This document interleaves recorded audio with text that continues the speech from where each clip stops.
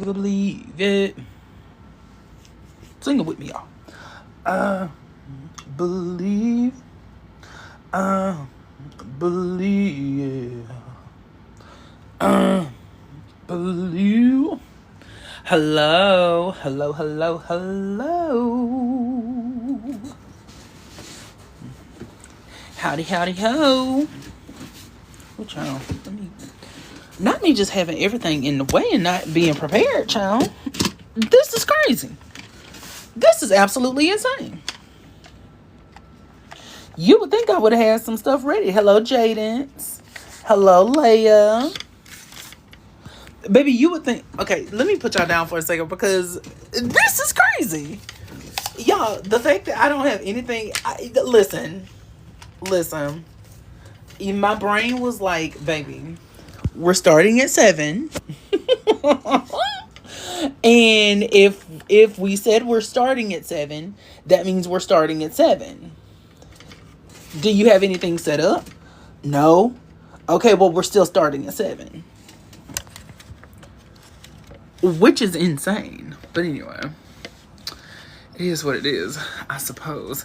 Hello, everybody. Hi. Hope everyone's having a great evening. Or has had a great day. Hope everyone has had a great day. I hope that everyone is having a great something or other. I didn't get a chance to write down all the extra points that I want to talk about, but that's okay. We got notes. We got our notes. We're going to have us a discussion. It's going to be fruitful, and we're going to multiply.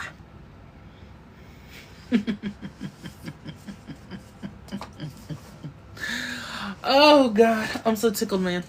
Okay. Let's see. BBL Drizzy. I mean, well, absolute perm. I feel like we need to set a goal. I feel like I haven't...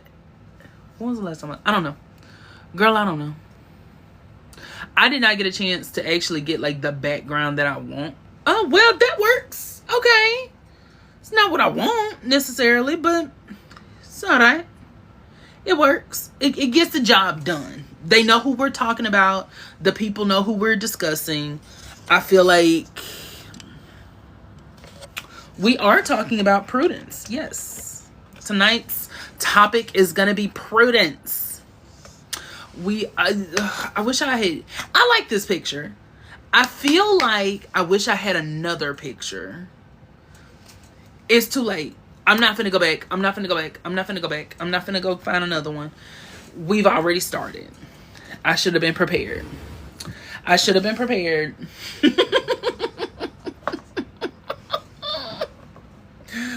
Anyway, how's everyone doing? And just before we get started, I do want to say this is going to be the first of a little series that I want to do where I just want to focus on each one of the sisters. I want to give them their moment in the sun. I want to have a little discussion about them. Have a little yap, you know? So that's what this is. You're about to make me go back and watch. I mean, as you should. As you absolutely should. Of course, I encourage that behavior. Of course I do. Am I telling you to rewatch the whole series in one day? Yeah, if you can. You can't. If you could, then baby, I don't know. I don't know what you got going on. If you could watch the whole series in one day, that's a little... Then I would know you were lying to me. And then I would feel bad. That's when I would be offended because I would know you were lying to me. But that's okay. That's all right. Anyway. Hey, Brittany. How's everyone doing? How was everyone's day today? What did y'all do? Did y'all get into anything interesting? Did y'all do anything of importance? Or did you just rest? Maybe you just wanted to rest. Maybe you said, you know what? We're just going to rest. And I mean, absolute purr if you did. Hello, Ernest. Howdy ho. Howdy, howdy, howdy, ho. I've been so excited about this. As soon as I knew I wanted to start it, I was like, it's gonna eat. I was like, baby, give us some tartar sauce because we're about to eat. Give us some tartar sauce because, girl, we're about to eat. Anyway, okay. All right, so I guess we can go ahead and get started from here. Before we get started as well, I want to tell y'all my birthday is on the 27th. Is on June 27th. And so we're going to do something special for it in the week leading up to it. So I'm going to be announcing that in the next couple of days. What? I'm going to be announcing something that we're going to be doing in the next couple of days. Baby, listen. Y'all are going to live. Hopefully you do. Not a Cancer. I'm so sorry to tell you that that's just when I was born. I'm not talking about you. I just hate when people do that. I don't know why that bothers me so bad. When people would just be like, oh, you're a Cancer? You got to take that up with my mama. I don't know what else to tell you. Take it up with God. Take it up with somebody. Anyway, that's just a me thing. I just feel like that's so childish. Like, I'm 32. I'm gonna be 33. People like, oh my God, you're a Cancer? Yeah. And I'm also human. Anyway, that's just me talking. That is literally just me talking out loud. But now y'all cool. Cancers flock to me like alcoholics to a bar. Not alcoholics to a bar. Thank you, Jadens. I did see the pictures that you sent. I did see the picture. And I want you to know that I was not talking about you. I literally, you have no idea the way people, and I want to be very clear when I say I'm not talking about you. I am talking about, I have met people before and I'll be like, oh, I was born here or born during, born on this day. And people are like, oh, you're a Cancer? And one time I literally looked someone in the face and said, no, I'm actually a Scorpio. And there was such an awkward silence because they looked at me and I looked at them and they looked at me and I looked at them. Because what we gonna do now? Because and it's not the people that joke about it, it's the people that are dead serious about it. Anyway, I'm sorry. I be going to whatever with these jokes. But thank you, Jadens, by the way. I really do appreciate it.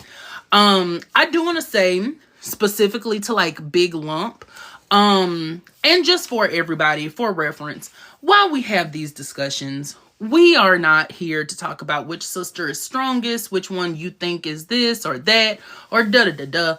That has nothing to do with me. If you want to have that discussion, please have it somewhere else. If it happens again, you will be muted. And we don't really tolerate that here because we just like to talk and we like to have fun. We like to enjoy the show. We like to talk about the characters. So we are not here to discuss which one is the strongest, which one is the best, which one is this, which one is that. So with that in mind, let's go ahead and get into the started. Galen, are you okay? Because it's given that you're not.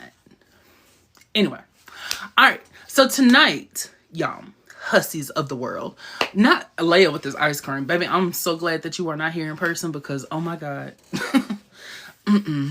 not with that ice cream. I do like these pictures that Jaden sent.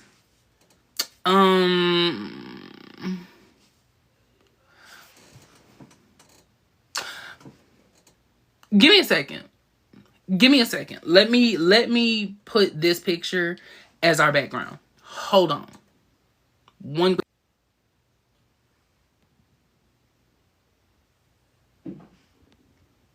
There we go.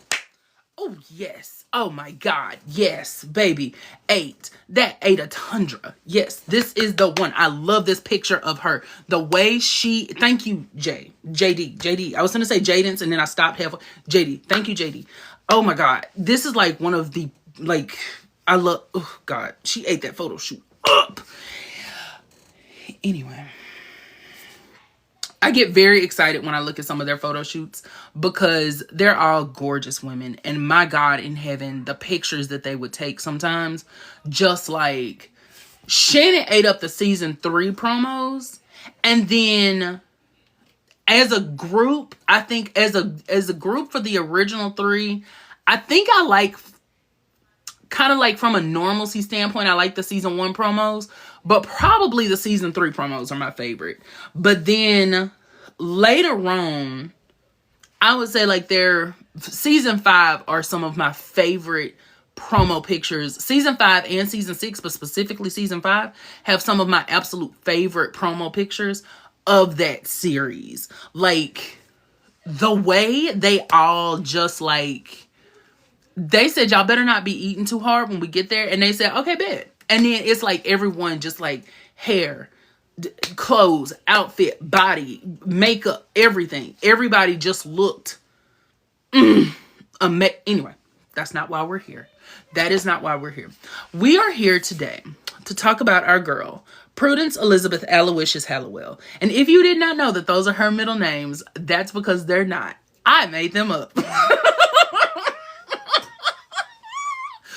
I made those middle names up for her because I can, and who's gonna stop me?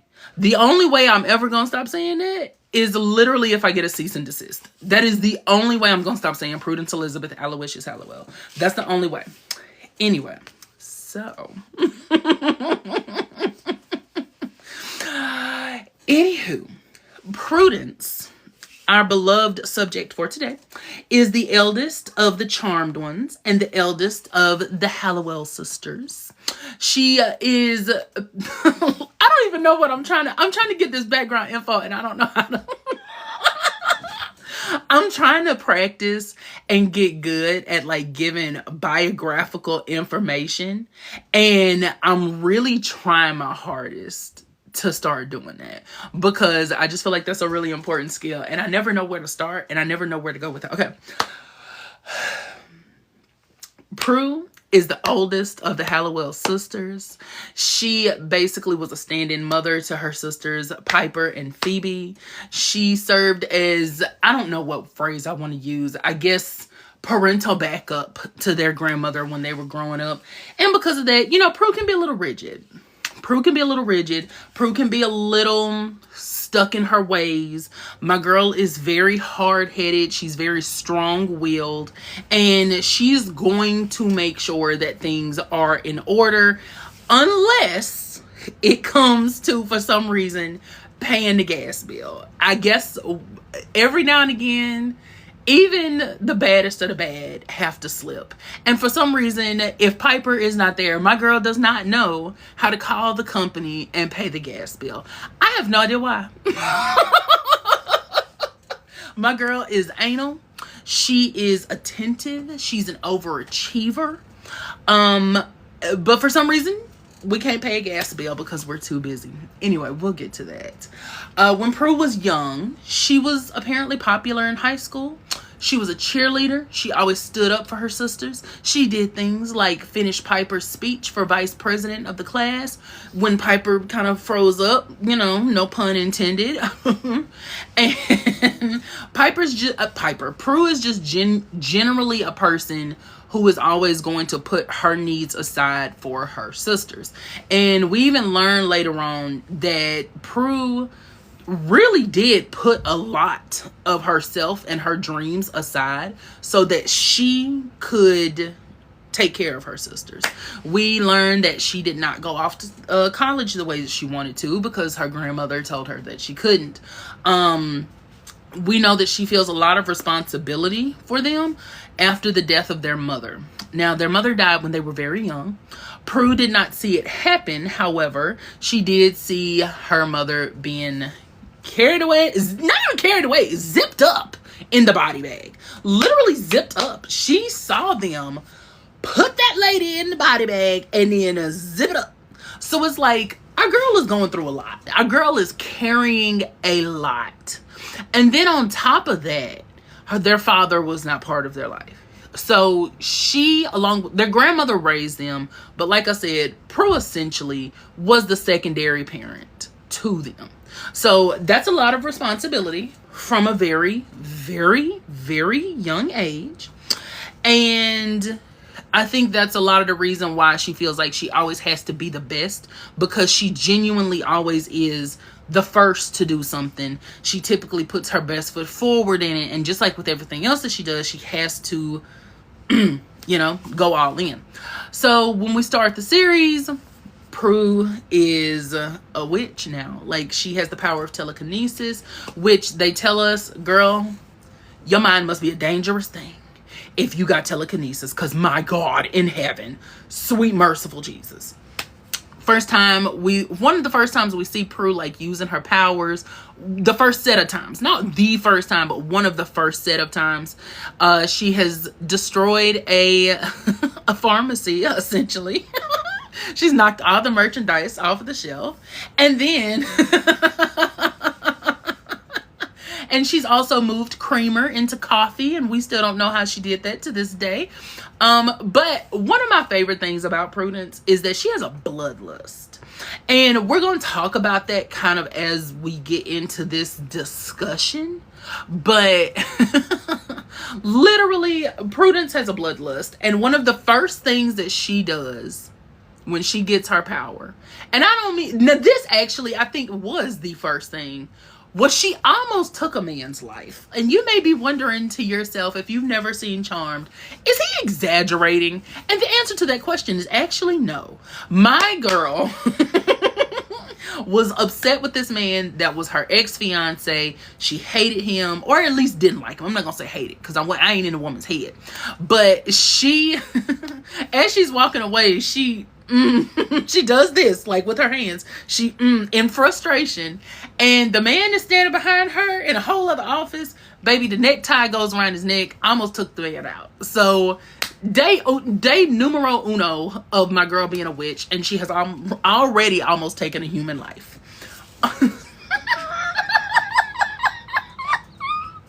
She has right off the bat almost taken a human life, which as we will see, sets the tone perfectly for our girl Prudence. Listen, because my girl does not mind taking somebody out, especially in season 2. Our girl is definitely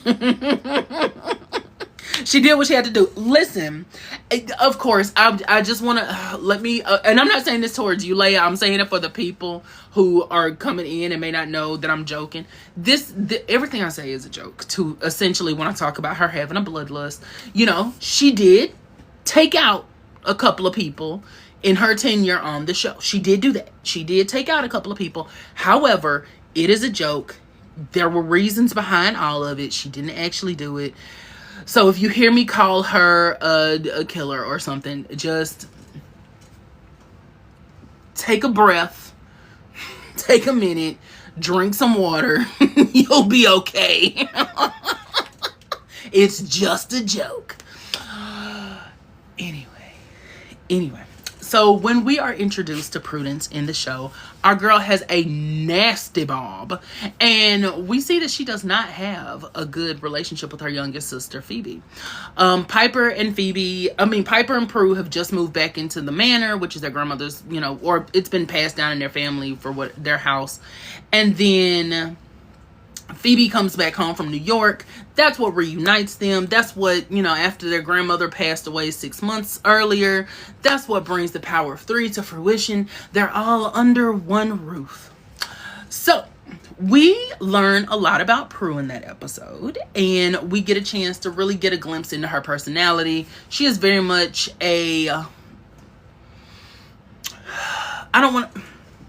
straightforward. I'm going to say Prue is a very straightforward person.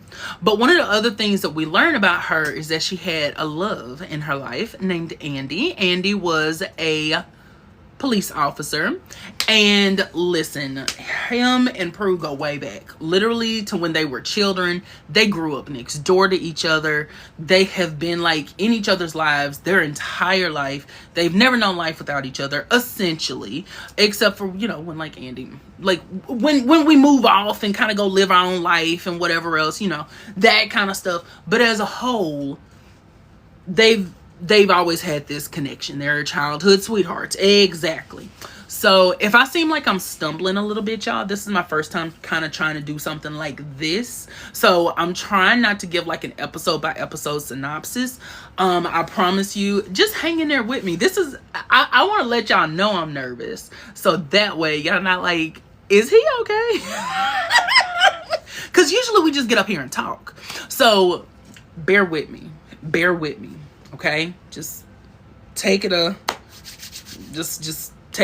step at a time with me.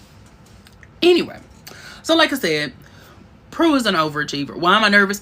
Well, I am nervous because this is something that I want to do, like these kind of character analyses and things like that. And it's just there's something about trying to give like succinct information and not forget something that's really important. So like I said, that's why I just want to let y'all know, like, if it seems like I'm stumbling, I promise you I have watched the show. I have watched the show for over 20 years at this point.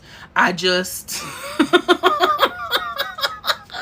there's something about trying this new format that's just kind of getting my nerves in a little twist. That's all. But we're gonna be okay. We're gonna be okay.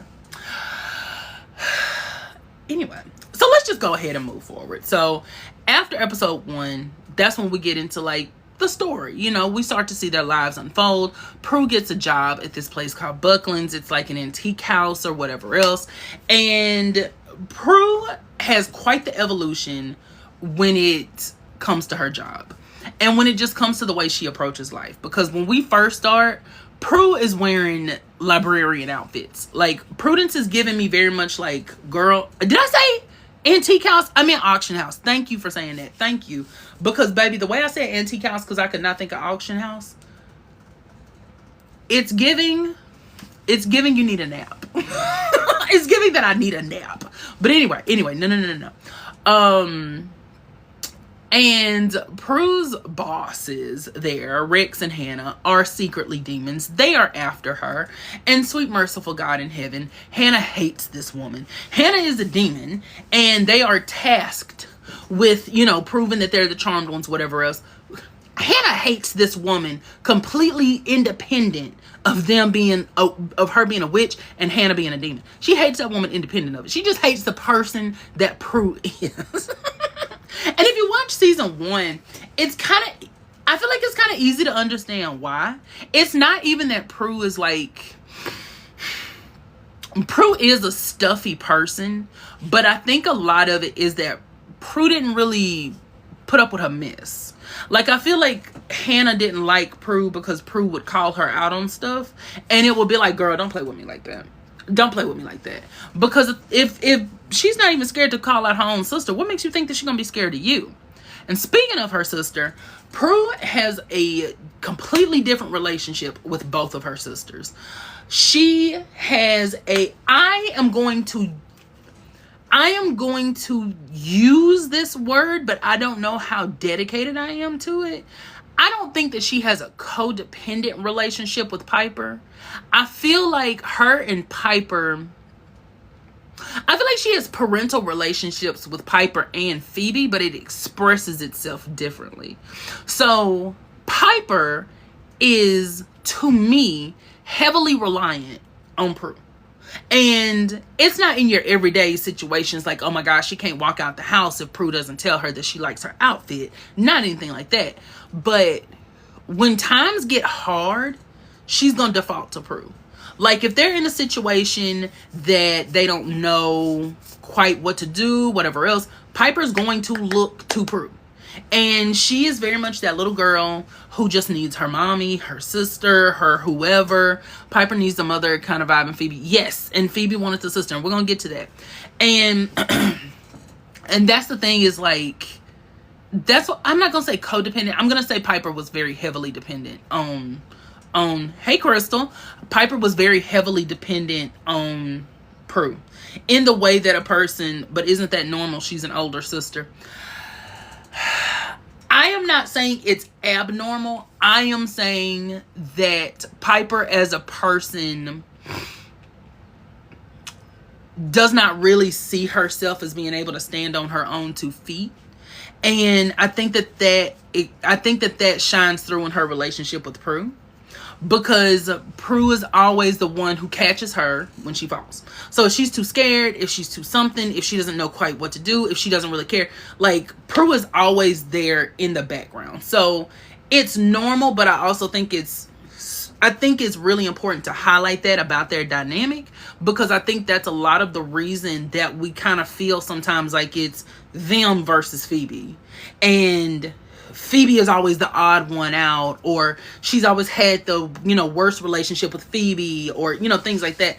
I think it's really important for their dynamic to point out the fact that Piper essentially relied on her the way she would a mother, but because they're the same age, there's also that sister dynamic. Now, again, all of this is completely me. I am a person on the internet that is talking out loud. So please don't take anything that I say to heart. And don't get mad. These are just opinions from a person sitting in his room on a Saturday. But anywho, so it's like, that's what I mean when I say, like, their relationship is very close. But again, it's very, I need you to guide me. I need you to lead me. I need you to have your hands on me. And I think that's why when we get to what we're going to get to later on with what happens to Prue, Piper almost does not know how to function, because she's so used to Prue always being there, and that's her safety net. Her safety net is gone because, Grams and Prue were essentially her parents. Now, the reason I said that she has a parental relationship with both of her sisters, but it expresses itself differently, in the way that Piper is heavily reliant on her, but is probably more aware that she's relying on her. Phoebe is reliant on Prue, but I don't think that it quite clicks in her mind just how much. Because, again, Prue has raised them, essentially, which we're going to get into that. But Phoebe, to me, has a very almost hostile relationship with her, because I think Phoebe is really rebelling, and she sees Prue as an authority figure in her life, and she rebels against her. And what's funny is Prue and Piper both kind of play parent to Phoebe. But Piper's a good parent because she's soft and gentle, and she's going to listen, and she's going, Phoebe, I don't think we should do that. Whereas Prue is the hard one. She is the one who lays down the law. She's the one who says, no, ma'am, we're not doing this. And I think that's why we really see them butt heads in the earlier seasons specifically, is I think she really understands Prue is always going to be there for her, and she kind of takes that for granted. And I think that's easy to do in a relationship where someone has a more authority-like role in your life, and you kind of rely on them maybe a little bit, like I said, more than you think you would. So it's like watching them is electric, honestly. It really, truly, to me, is like amazing to watch the two of them, because I think having that basis for their relationship gives them a place to start from. Because as we see Piper become kind of more independent of Prue and start to, grow into her own, become her own person, we watch Phoebe be able to talk to Prue more, because she even says in the opening of the series, she doesn't need a mom, she needs a sister. She needs a person that she can talk to, and she needs a person that she can confide in, not someone that she feels like is going to chastise her. And I think especially for someone like Phoebe, who didn't have none of them had their parents there, but with Phoebe being the youngest and always being babied anyway, I think it was really important for her to have that sort of relationship with someone. And as they get older, and they start to kind of mature and whatnot, and Phoebe's always been more independent. But as she starts to kind of rein it in a little bit more and maybe be a little bit more, mature, we watch her relationship with Prue change. Interestingly, they backslide maybe just a teeny tiny bit in season 3. And I'm going to say a teeny tiny bit because I don't think it was enough to like do a bunch of damage to their relationship, but I think that Prue had started to see those changes in Phoebe and she respected them. And then when Phoebe makes a certain choice in season 3, it's kind of like she's like, girl, here we go. Here we go. Now, I think that it would be a huge oversight for me to talk about the relationships that she has with these other people and not really kind of go into the relationship that Prue has with herself. Prue does not allow herself to be happy. Prue does not give herself the opportunity to explore life because that opportunity was taken from her very young. Now, you might have heard me say earlier that their grandmother was the other parent to them, along with Prue. Their grandmother put Prue in a position in their lives where she was, like I said, a surrogate parent to them. And on the surface, it's like, well, yeah, you kind of would expect I'm an older sibling. I'm the oldest sibling. So like for me, I kind of have that same natural tendency to want to take care of my sister and be there for her. The problem is that Grams expected that of Prue, and she put that expectation on her to the point where it completely affected the trajectory of her life. From my point of view, from my own little perspective, I think as the series goes on, we kind of see Prue progress, and then I think that when she gets into a place where she's a little bit uncomfortable, she doesn't really know what to do, so she goes back into her old habits. So what do I mean by that? Throughout season 1, throughout season 2, we watch Prue transform, essentially. She goes from dressing like a librarian and having an old nasty severe bob, and she grows her hair out. She starts wearing a little less and going out more. Like, our girl is starting to finally have fun. She's finally interacting with her sisters as people. The bob was a mess, Leia, and you know it. It was cute at certain points, but let's not be delusional. Baby, because in the first couple of episodes, that bob was severe. The first, I would say at least 3 to 4 episodes, baby, that bob was tight. Do you hear me when I tell you that bob was tight? And then a little bit later on, she put the hairspray down. She stopped. She said, okay, we're going to put the bob up.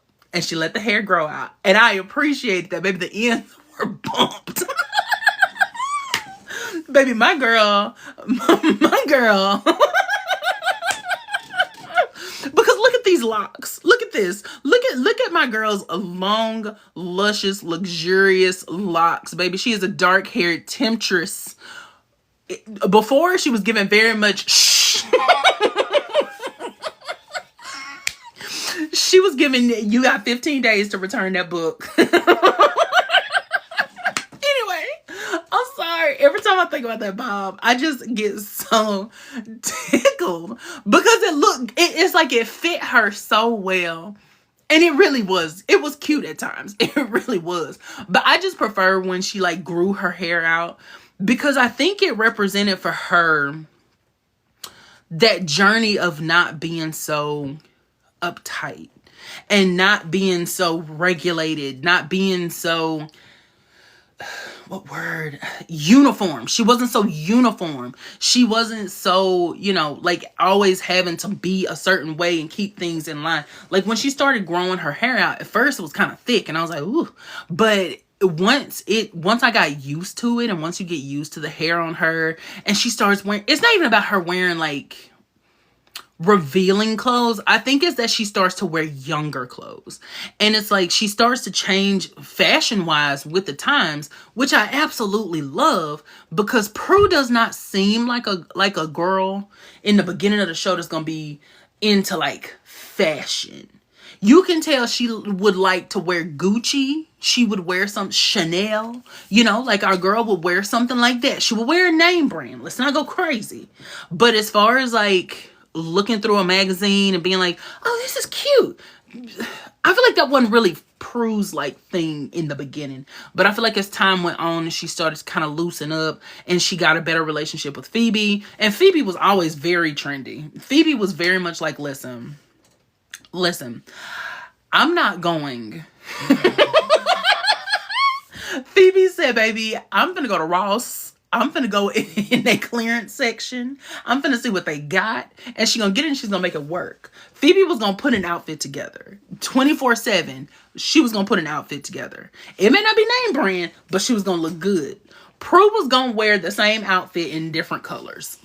Purple, black, and red. And that was gonna be it. Low-key, we were watching Evil Prue and didn't even know it. From a color scheme. We had no idea that we were watching Evil Prudence. But anywho, that's what I love about watching her sartorial. You like the way I use that word, sartorial? I got that from Natalie and Piper. But I love the way that we see her start to progress sartorially and the way that we start to see her hair change, because like I said, I think it reflects that inner freedom she was starting to feel. And then in season 3, by season 3, listen, her sisters are starting to grow up. And I think that's one of the biggest things that Prue faces in that show. That's kind of like, she says it and they address it, but I don't think she actually addresses it. I think the show says it. And let me tell you what I mean. In one episode, Prue is telling Phoebe that essentially Piper and Phoebe don't need her anymore. And they're like, girl, we always need you. What are you talking about? But I think what we see in season 3, even from episode 1, is her sisters are people outside of her now. And even though they were before, there was still that level of like, we're newer witches. We're still trying to grow into ourselves. We're trying to figure this out. And it's like, we see them look to her for answers.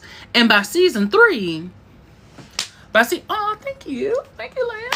By season 3, I know, and thank you, Ernest, by the way. I did see where Ernest gave me the donuts earlier. And my God in heaven, y'all, I'm sorry. I'm so sorry. When I started talking, I'm so sorry. Thank you, Ernest, if you're still here.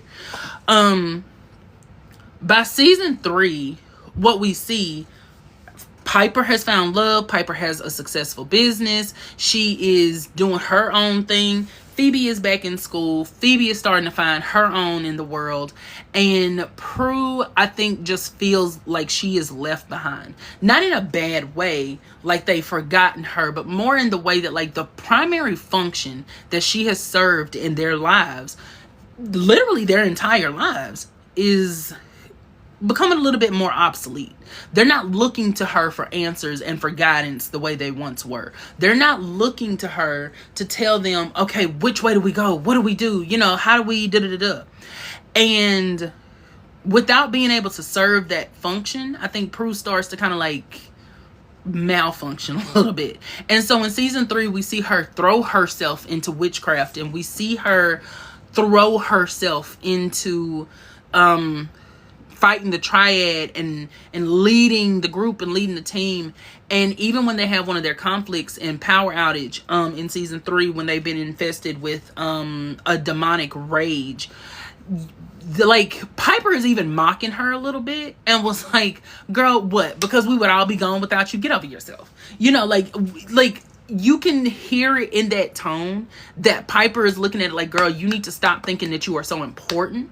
When from a realistic standpoint, Prue really was the only one who was investing time into trying to fight these demons. And so that goes back to what I mean when I say sometimes you can have someone in your life that does something for you that you kind of do take advantage of. Because yes, by the end of the episode, Piper does even say that, you know, sometimes they take for granted the fact that she always protects them and things like that. But I don't think they really fully understand how until Prue stopped working and had free time. Prue stopped working in season 2. So Prue stopped working in season 2. And then we're gonna double back to that. We're gonna come back to that. Because I do think that's kind of another important factor for her, but I don't think that we're gonna get to her quitting her job. We're gonna get to her quitting her job. But oh, you're saying that's why? Yeah. Well, no, I do think it's because she had more time on her hands, but I think Prue throws herself into magic to compensate for the fact that she's not providing what she thinks that she's provided before. You know what I mean? Like, if you're a person that's always worked, you're a person that's always provided financially or whatever, and now you're in a situation where you can't do that anymore, that's a lot. She quit her job to go after her dream. She absolutely did. Prue being a workaholic and then becoming unemployed, voluntarily confused. I don't think it's confusing. I think that goes back to her character arc and how significant that is for her. Like, Prue is a character who, again, stays very close to, this is what I'm supposed to be doing. She stays very close to, like, okay, if I want to provide, I need to be able to X, Y, and Z. And I think she gets to a point in season 2 where she realizes, I can't focus my life anymore around providing for these adult people.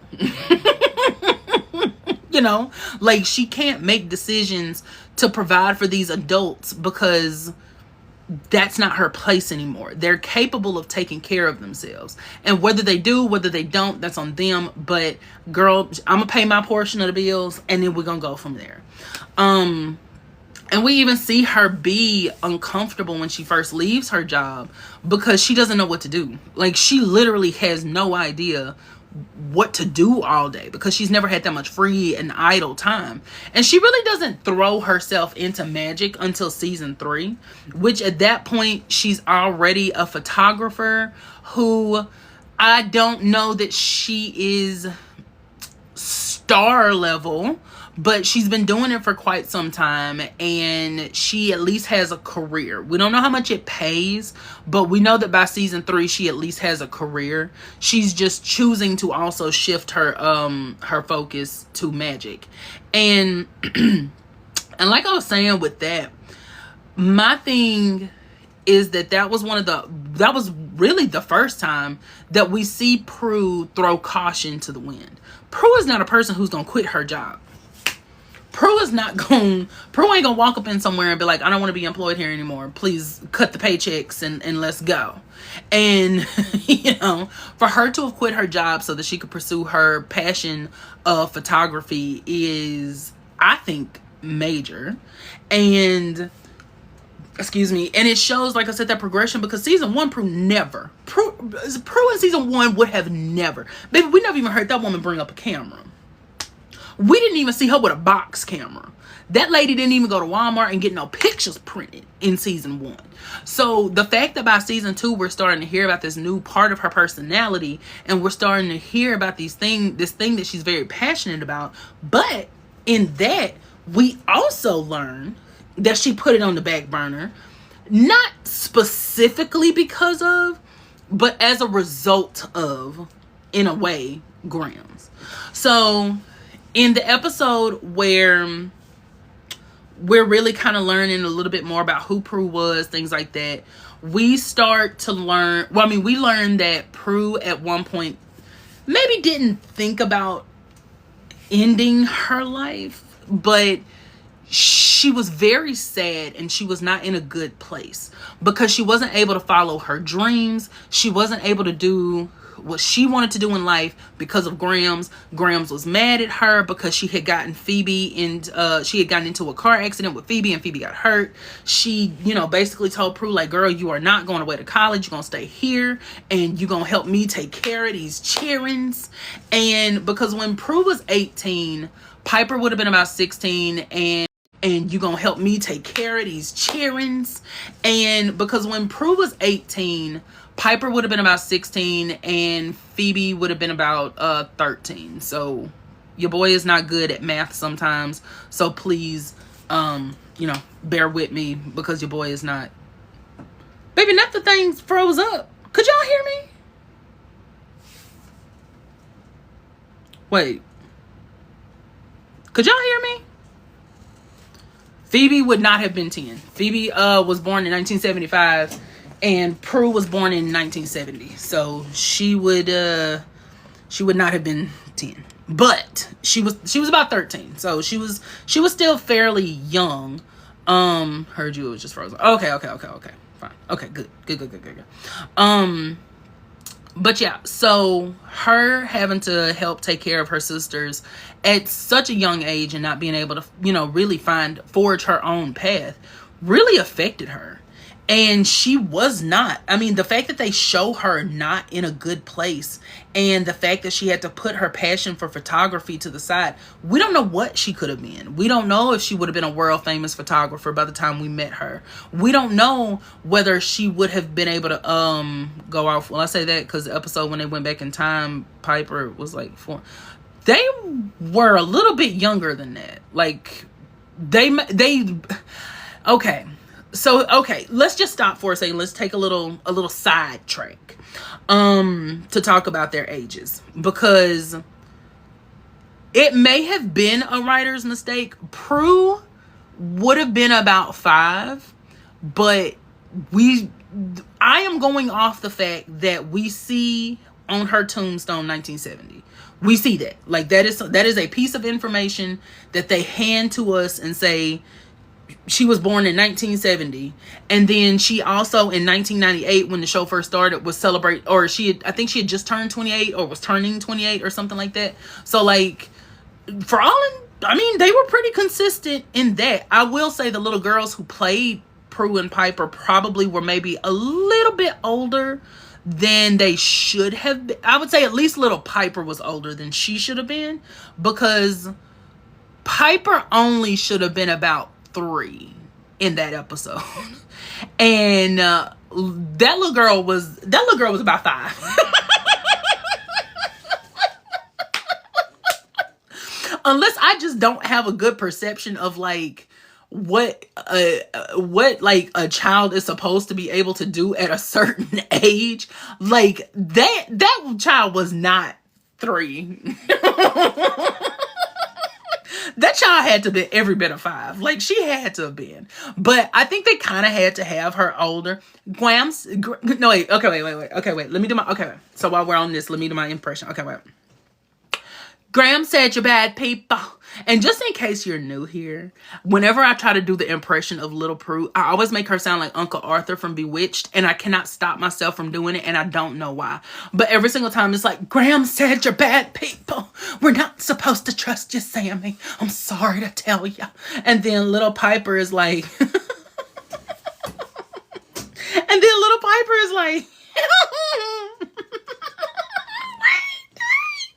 Wait, if your willy family pull that, baby, Little Piper was eating them up. Baby, she had them R's and them W's all confused, and my girl was coming for their necks. She's, if your willy family pull it. And then, but when she spoke very clearly was when Prue said she was going to tell, I'm telling Mom you're not supposed to freeze people. And Little Piper was like, what? He said to. Baby, she said, not an R in sight. I got you. She said, I may not be able to catch up with you on a lot, but I promise you, as long as you give me a sequence of words that do not have an R in them, I'm going to eat you up every single time. And I live, baby. Look, because Little Prue, okay, you know what? That's actually a good segue, because I love when they're like, what are we going to do if we see a bad guys, girls? And Little Prue was like... Little Piper's like, I'm gonna freeze him. And then Little Prue was like, and I'm going to move him. Baby, she was very confident. But here's the thing, and I do want to take that opportunity to talk about them as children, because it's interesting to think about the fact that when we see them as children, Piper is the youngest child. And Piper is the one who, she doesn't have a little sister at that point. It's, it's just the two of them. And even though they are children, I think that's another important thing to keep in mind for what I'm about to say. But when they're children, Prue doesn't seem as, even though they're very young, she's confident and protective. But Little Piper was the one that was like spunky. Like, Little Piper was low-key kind of eating her up at certain points. Like, when Little Prue moves a couch, Little Piper's like, no fail, using magic. And then she just runs off. She's like, girl, anyway. Little Piper is like, girl, anyway, I'm sure you thought you ate with that, and you absolutely did not. She said, you're just lucky that I didn't see that the couch was gonna move, because I absolutely would have frozen it. But I think that's interesting, because it's like, you can see that she's protective of her. Like, when they're talking, Little Prue puts her arms around Piper, kind of like holding her close to her, like, girl, don't go too far, because we don't know these people. We don't know what's going on with them. And then all it takes is a quick little, you're pretty. When she was like, you're pretty, and she's like, oh, you're pretty too, and Piper's like, oh my God. It's a funny moment. But I think that shows too how observant Prue is. Like, even as a child, she didn't know that that was like the future version of herself, but she could tell, there's something about you that is at least reminding me of myself. There's something about you that is familiar. It's called That 70s Episode. There's something about you that's familiar. And that's something that I think carries over into Prue's adult life. Even after she has been traumatized by the loss of their mother and by their father not being in their life, and Graham's parentifying this child, is her ability to kind of read the room a little bit. And I love that. I love that that was her. I love that that's something that's consistent in her character. And I know it's given soul, recognizes soul. Exactly. One thing about Prue, baby, listen, my girl had the power of discernment. Do you understand me? Baby, listen, my girl said, we are touched by an angel. You ain't going to keep blaming Grams. Well, yes, I am. I actually am going to continue blaming Grams. Because, hello, Meandra. Grams, I have no doubt in my mind, loved her grandchildren. Like, I have absolutely no doubt that she loved them. I will never question that. I think that Grams is a person who thrived in being right, and she always was right in her mind. And given the opportunity to raise her, not only her grandchildren, but who she knew would eventually become the charmed ones, I think she put them in a place. And so I remember someone saying one time that they feel like that was Grams getting them ready to be the charmed ones by like essentially making Prue into their parent. But I'm very on the fence about that statement, because I just feel like there was a better way to do it. And yes, so one of the theories that I had come up with, thank you, Apple user, is that, you know, her daughter has the power to freeze. Her mother had the power to freeze. We don't know of any other witches that she really grew up around. Probably the cousin that she may have seen as an aunt. We're not 100% sure. And we know she had the ice power, whatever. So Penny truly was, for quite some time, probably the only person in the family that had like an offensive ability. Yes, the cryokinesis is, you know, can be used offensively, but I'm talking about like pure combat, just like, whoo, you know, we come in, I fling you. Like, she probably was the person that her power worked most of the time, and it was more of an offensive thing. And so I think that would harden, I think, really anybody, if I'm being 100% honest. And not harden like right away, but over time you start to rely on yourself more and more, because you realize like you are the person that is going to have to do this at the end of the day. If you're a person who has a more offensive ability, then if you are surrounded by people who have more defensive powers, then it is kind of gonna be more on you until they learn more. And that's really how it kind of was with them. Prue, yes, thank you for reminding me. Yes, please like the live, which our hussies are doing, because we're almost at 10K, which is just amazing. And then, just share it with somebody. Just share it with a friend. Share it with someone that you think may like it, because who knows? Howdy ho, everyone that's coming in. Losing Alan changed her. Yes, absolutely. I think she probably already felt like that, and then she found a little bit of freedom with her, with Alan, and then you turn around and it's like, well, now I've lost him, and now we've turned into this battle-hardened soldier, whatever else. And I think that carries over into the way that she trains Prue. And I do use the word train, because from the way they said it, was like she essentially leaned on Prue to help her with these children, which is, I don't know how to feel about that, because on one hand, Alan was Graham's husband, baby.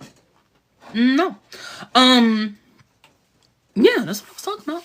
But anywho, what was I saying? So I can understand looking to her to help for like around the house things like that. But the way they frame it really is just like, y'all know what I'm talking about. Y'all know I was talking about Alan when I was talking about Graham's, right? Are we all on the same page? Are we all on the same page? I just want to make sure. Anyway, okay. So, but yeah, I just want to make sure we're all okay. But so, the way they frame it is really like Prue set herself aside to take care of her sisters. And it is, God, Jesus in heaven alive, Jesus in heaven alive. I just don't think Prue ever really got a fair shake at being her own person. She never really got a fair chance at that. She immediately had to become a parent. She immediately had to be these children's protectors and whatever else. Like they drill it into our heads that she sacrificed her childhood. And I just feel like there's no payoff towards the end of her tenure on the show, because they address it. They even address the fact that she is so repressed and she is so starved for individuality and freedom that her mind uses her magic to literally split in half. It's giving DID. It's really giving a DID storyline, because my girl, her mind literally split in two using magic. That is really sad. You know what I mean? Like, that is really a sad situation, that she was so repressed and so, I don't want to use the phrase beaten down, but I mean something that she literally had to use, that her brain subconsciously used magic to just let her have a little bit of reprieve from feeling all this responsibility. And it's like, my God, like, girl, that is a lot. And, they resolve it by the end of the episode, and like, they have a discussion about what we just talked about earlier, about how, she doesn't have to constantly be there for her sisters anymore, because they're able to be on their own and do their own thing. The thing is, I don't actually think that gave her the relief that we think it did. And I think that's realistic. I do think that's very realistic. So I'm not making this about me, but I guess I kind of am, just to relate a little bit to this character. I'm kind of in my Prue era right now.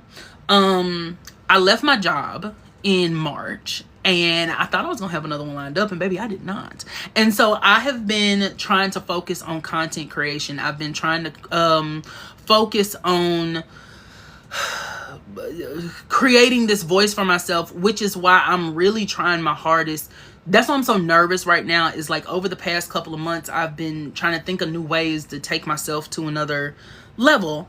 And that's, like I said, that's why I'm so nervous, is because like this is something new for me, kind of having like a more structured discussion, trying to have more of an analysis thing than just me kind of talking and whatever else. And the reason I bring that up, and the reason that's relevant to this discussion, thank you, Crystal. And the reason I think that that's relevant to this discussion is there's so many days. Thank you, drama makes me happy. Yeah. There's so many days where I have no idea what I'm doing. And lately, I have found myself in like a semi-depression, because when I was working, I felt like I didn't have enough time to focus on the things that I wanted to do, right? I didn't have enough time to pour myself into content creation. And now that I only have time for that, I don't know how to express the fact that I feel overwhelmed with it. Like, I almost feel like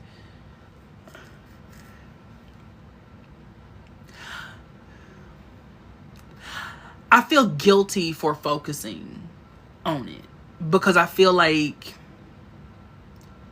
I should be, thank you, I feel like I should be doing something more, and then I feel like I'm not. It's a very it is a situation that helps me see Prue a little bit more. Hey Aaron, it is a situation that makes me feel much more connected to Prue's storyline here, because am I happy? I don't think I'm letting myself be happy, if that makes any sense. The Society for, oh baby, yes, that's a whole other discussion, but you are absolutely right. Not a real career. You are so right. I think that I am happy, but I don't think that I am letting myself enjoy this time. And I know that what's gonna happen is, when I get another job, because I do need one, because you know right now your boy is not able. And I'm just gonna leave it at that. Your boy is not able. So if y'all want to head on over to the Patreon, please feel free to do so. The Patreon is called Power of G. You get a whole host of benefits. We'll talk about that later. But no. For real. Prue, you would think that when Prue has that discussion with Phoebe, and she's being told like, you're good, you don't have to watch us, we're able to take care of ourselves, we're able to watch out for ourselves and be our own people and whatever else, you would think that that should be very reaffirming to her, and you would think that that would be something that would give her a place of release. But it does, I think, the opposite almost, because like I said, this is all Prue has ever known. All she has ever known is being a provider for her family. All she knows is she gave them purpose. That is exactly it. She gave them purpose. And her purpose is no longer there. The thing that she has put in front of her drive, exactly. The thing that she has put, and thank you Leia and Crystal for, baby, we have merch. So if you want to go look at the merch, it's in the link in my bio. But you know, she is a person who, that's what she always strived for, was to keep her family afloat. And not knowing how to do that, our girl we thought she was having an identity crisis in season 2 when she quit her job. No. Thank you. That was her deciding to walk in her purpose. We see the identity crisis in season 3 when her mind splits in two.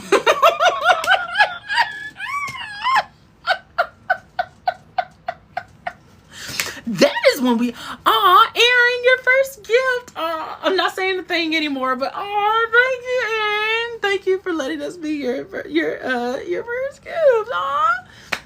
And so good to see you too, by the way. I wanted to say that. It's very good to see. I'm glad you're doing well. Because, I know life be lifing.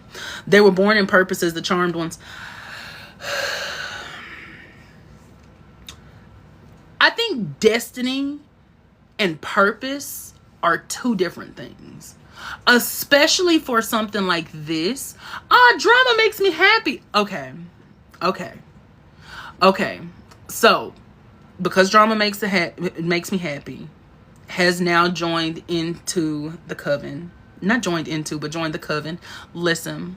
And I love how Charm makes me feel purr. I need some friends. Listen, we're here. Okay, we're gonna bring back the speech. So we used to have a speech for people who subscribe to the live, right? But I stopped it because somebody made me feel whatever about it. But okay, but that if you see these emojis here, right here, then you see the boss and CEO. So it's a little bit, it's inspired. Thank you, Kitty, for following. Welcome to the coven. So okay, y'all ready? Are y'all ready for the speech? Okay, here we go. I don't remember how it goes. Oh my God. Okay, wait. Okay, wait. Oh my God, wait. How did it start? Okay. Drama makes me happy. Welcome to the coven. You have now become an elite employee. Your onboarding Ouija board will be sent to you in the mail. We do, in fact, have coven meetings you will be required to attend. We do get paid every week. However, the check is $0 and 0 cents. You do have to, pay yourself. And you are entitled to an onboarding pizza party. You will have to buy your own pizza, your own party, your own table, your own air, your own everything. You will have to do that, and you will have to reimburse us. However, we are so welcome to have you. We are welcome. Oh my God, I'm so excited that even my words are not making sense. We are happy to welcome you into the coven, and we are happy to have you. Thank you for joining the fold. You do have now exclusive privileges to use the elite employee restroom. It is the restroom in your house. That's what makes it so elite. There's no way that any of us could ever use it. So thank you for joining the coven. Thank you for joining the team. Yes, we do not have an HR department, so if you are not happy with your services, that is something that you will have to pray about, because we will not be able to help you with anything in that department. So welcome to the team. Boss and CEO. Do we have workman's comp? We do have a workman's compensation package where if you do get hurt on the job, you do have to pay me for the time and loss of you not being able to fulfill your duties. So, yes, that is our workers' compensation package. I'm done.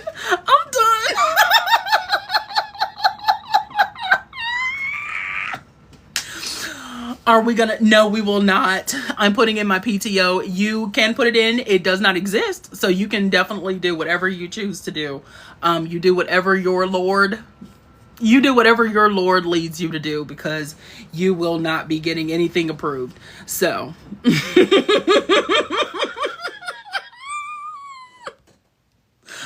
Thank you, Jasmine.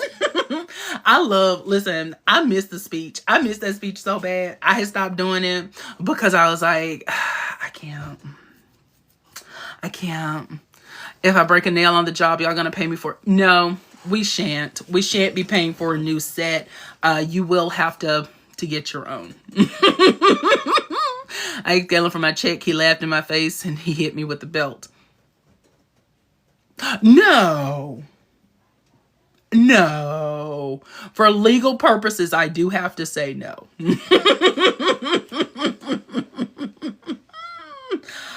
Are we doing okay. All right. Okay. So what Mia is talking about right here, we started a new thing. When we hit 30K, we've decided that we are going to start doing like a little monologue, whatever, in character, because y'all know your boy is low-key a voice actor. So if we hit 30K likes, then we get that action. 60K, we'll see when we get there. That's all I say. We'll see when we get there. Let's not put the cart before the horse.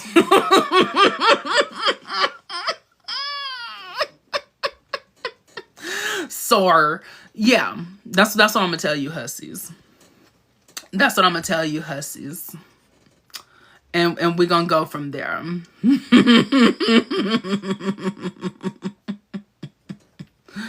Oh my goodness gracious me alive. So anywho. So back to our discussion about, Not Savage Bartender said, okay, back to Prue. Are you trying to tell me something? What are you insinuating? Are you trying to say I got off topic? I was trying to welcome our new coven member. I was trying to welcome a new coven member into the fold. No, I'm joking. But no, for real. Back to Prue. Season 3 is such a sad season to, you needed the onboarding. That is for people. So the subscribing is different than, so the subscribing is when you hit the little star button down there, and that costs money. And then like following me, we don't get an onboarding speech, but the onboarding is for the people who subscribe. And Drama Makes Me Happy subscribed to the live, so Drama Makes Me Happy got the onboarding speech. I just want to give that distinction. But anywho, so season 3 is a sad season to watch for Prue for me sometimes in retrospect, because I do think she is lost to a certain extent. Like, I do kind of think that she is trying to figure out how to anchor herself, and she's doing that through magic. And it's kind of like the fact that she it's kind of like that she doesn't, what am I trying to say? I think that she doesn't quite realize the toll it's taking on her and how much she's invested in it. And we see her going through so much. We even see in this season her own demise being foreshadowed. We do have a Discord as well. Like, if you want to join the Discord, please feel free to. The link is in my bio. What am I trying to talk about? Prudence is trying to anchor herself, and we see her demise be foreshadowed. And she is fighting like hell. And she is literally fighting the angel of death, because she sees him as evil. She sees him as a demon. And through the episode, we see her going on a journey trying to overcome him. And it's not that she's trying to accept it. She's literally trying to beat him, because in her mind, she thinks she can do something to stop him, especially because she's a witch. She feels like she has the power to subvert this. And the lesson that she learns by the end of the episode is that she can't. She literally cannot, because he's inevitable. I mean, he just is. There is no getting around it. You may be able to cheat. You may be able to stop yourself. You may be able to kind of get around it and give yourself a little bit more time. But as a whole, that's it. Unless you find some kind of way to become invincible, or not even invincible, but immortal, as a magical being, I'm sure there's a way to do that. But you would literally have to do something like that. He's going to come for you. And Prue, I think, fights back against that so much, just because it takes away so much from her. It took Grams, it took her mother, it took Andy, it took these people that she cares so much about, and probably from her perspective, changed her life irrevocably. And she is so hesitant to just relent and let it happen.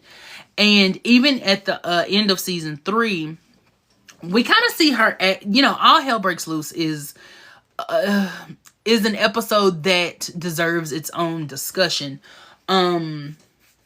But we see Prue kind of acting out of character. We see her be very, what word am I trying to say? Haphazard. Like, we kind of see her just being in the moment. And then we also see that she gets a shiver. So she feels that something is coming. And yes, it's Shax. Like, clearly Shax is a demon of wind. But the fact that Piper doesn't feel it lets me know, or makes me think, that there was something deeper to Prue and more personal to Prue, that she felt this wind coming towards her and towards them. So, by the end of the episode, magic is, time is reversed and whatnot. And Prue is gone. Prue's life has been ended. And then in season 4, we see the aftermath of, her death, and we see how her sisters are processing it, and the fact that Piper, to a certain extent, is not processing it. And we see, I think that season 4 for me, even though Prue isn't in season 4, I think it's really important to bring it up when we discuss her, because that's where a lot of my perspective of how Piper relied so heavily on Prue, that's when it comes to fruition. It's not just the fact that, Piper tries to make herself into the oldest sister. It's not that. Because number one, I think we as viewers need to, have a deeper understanding that you don't become something in your family in that sense because somebody's gone to the great beyond. You know what I'm saying? And what I mean by that is, when we have discussions, when I've seen a lot of people have discussions of like, oh, Prue needed to go so Piper could grow and things like that. I think it's really important to remember Piper was not the oldest sister. She was the oldest living sister. And I think that trying to say like, oh, she's the oldest sister now, I get what people mean by that. But the kind of innate thing that comes at me is that she is now this and the other one is no longer this. And while that is technically true because Prue is no longer alive, she is the oldest sister. She is the firstborn of their generation. It's not, you can't go back and be like, okay, let's take her out and then plug this one in. That's not how that works. And I don't think that Piper ever really, I don't think that Piper ever gets a fair shake either, because we also get a really, I think, important lesson on how Piper sees Prue.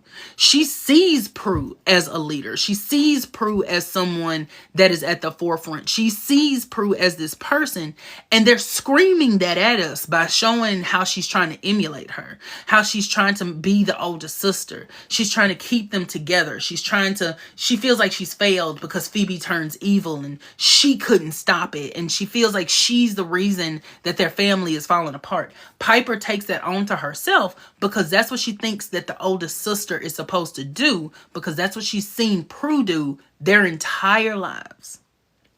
That is, and she sees her as the strong witch, the powerhouse, exactly. Like, not the jacket, but that is how Piper, that is the lens that Piper sees her through. And just like from a person, not even like a psychologist perspective or anything like that, but just from a normal person perspective, that is an impossible standard to live up to. That is an impossible standard. I want to go back and I want to say this. That is an impossible standard to live up to. Not just for Piper, but for Prue as well. That is impossible. There is no way. Hey, Luna. There is no way that you are going to be able to be a person that lives up to something like that. There's no way. There's no way. Because they talk about Prue almost sometimes like she is an era in time. Because to them, that's what she was. When we hear them talk about Prue, we hear them kind of deify her a little bit. And it used to make me sick because I'm like, girl, Prue wasn't doing all of that. But then I had to think about it from the perspective of these characters as opposed to the perspective of a TV show. And, excuse me, I think that once you start to do that, I say a little bit more than idolize. I say deify. And I'm going to say why. But I think that once you start looking at it from kind of more how the characters are looking at it versus a viewer that's watching a show, which, I mean, clearly it's a show. I'm not telling everyone that they need to take it seriously. That's not what I'm saying. But what I am saying is when you start to see them as people and you identify with them, you really realize, like, no, Prue wasn't quite what they're making her out to be, although she did do these things. But they really boosted up. Even in Sympathy for the Demon, right? Paige has no idea anything about Barbas, right? She has no idea who this man is. She don't know nothing about him. But she asks them, how did you guys defeat him?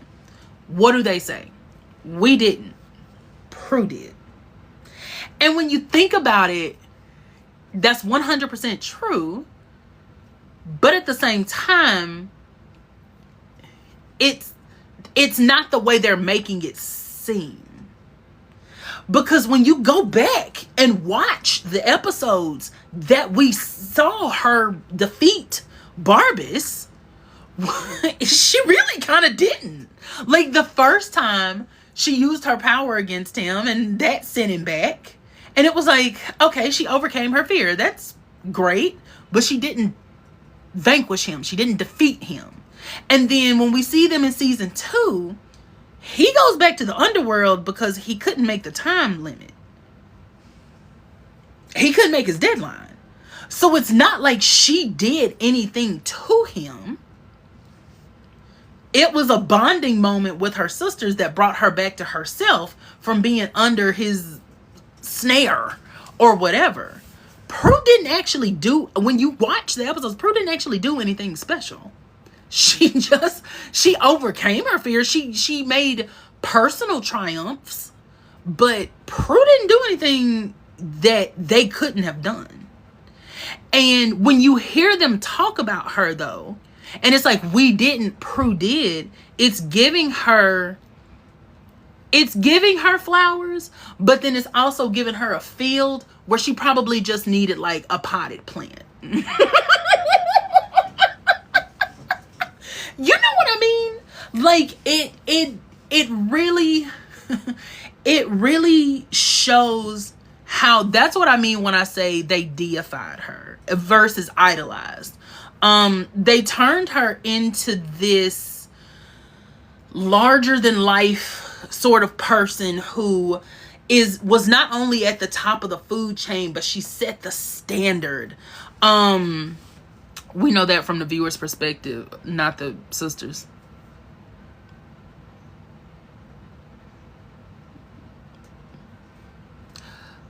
Huh? My point, okay, I get what you're saying. I think my point here is though to reinforce that we know that, but the fact that they didn't is kind of, I guess, what I'm going for. So I think we're on the same page. I think we are. I don't know. But it's hard to sometimes decipher what people mean through comments. So I apologize.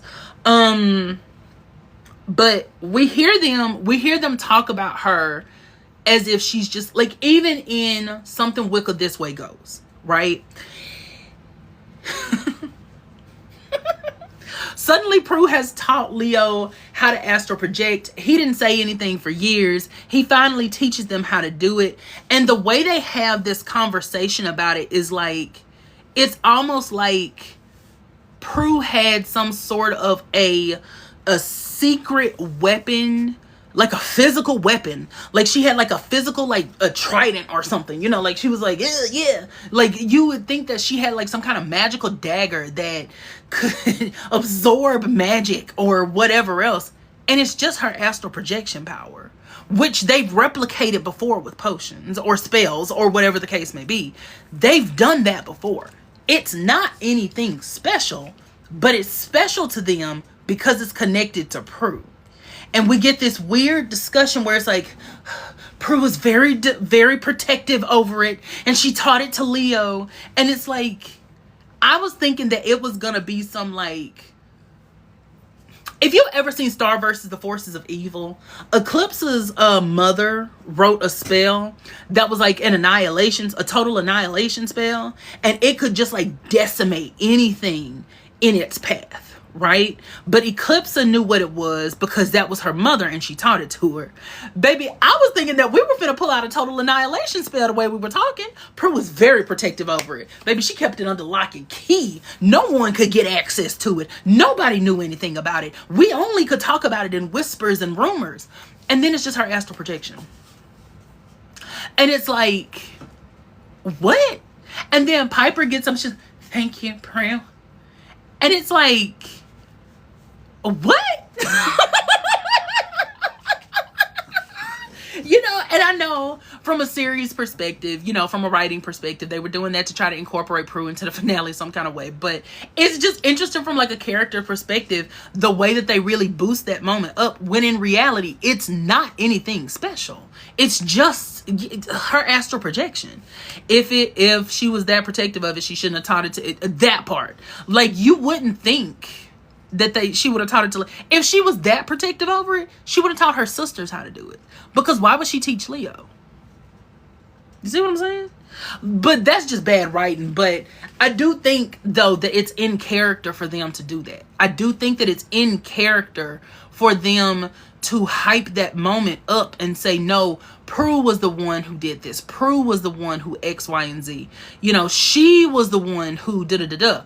And that's what I mean when I say, like, you go back and you watch a show, and I think too, that sort of deifying of her, if that's a real word, affects the way people see her in the show, or when they watch the show, like the perspective of like viewers. And let me tell you a little bit about what I mean by this, because now I'm kind of getting into what I've heard. I want to discuss a little bit of what I've heard from like the viewers, things like that.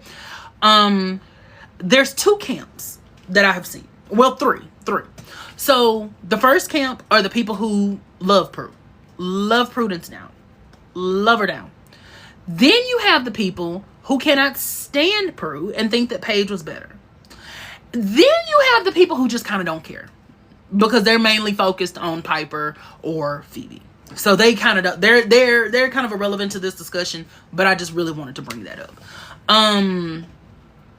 And that's a lot of the reason why I don't care to have discussions of like if in the comments and things like that. That's why I don't like people having discussions of like, oh, this sister was better, this one was that, that's not a productive discussion to me.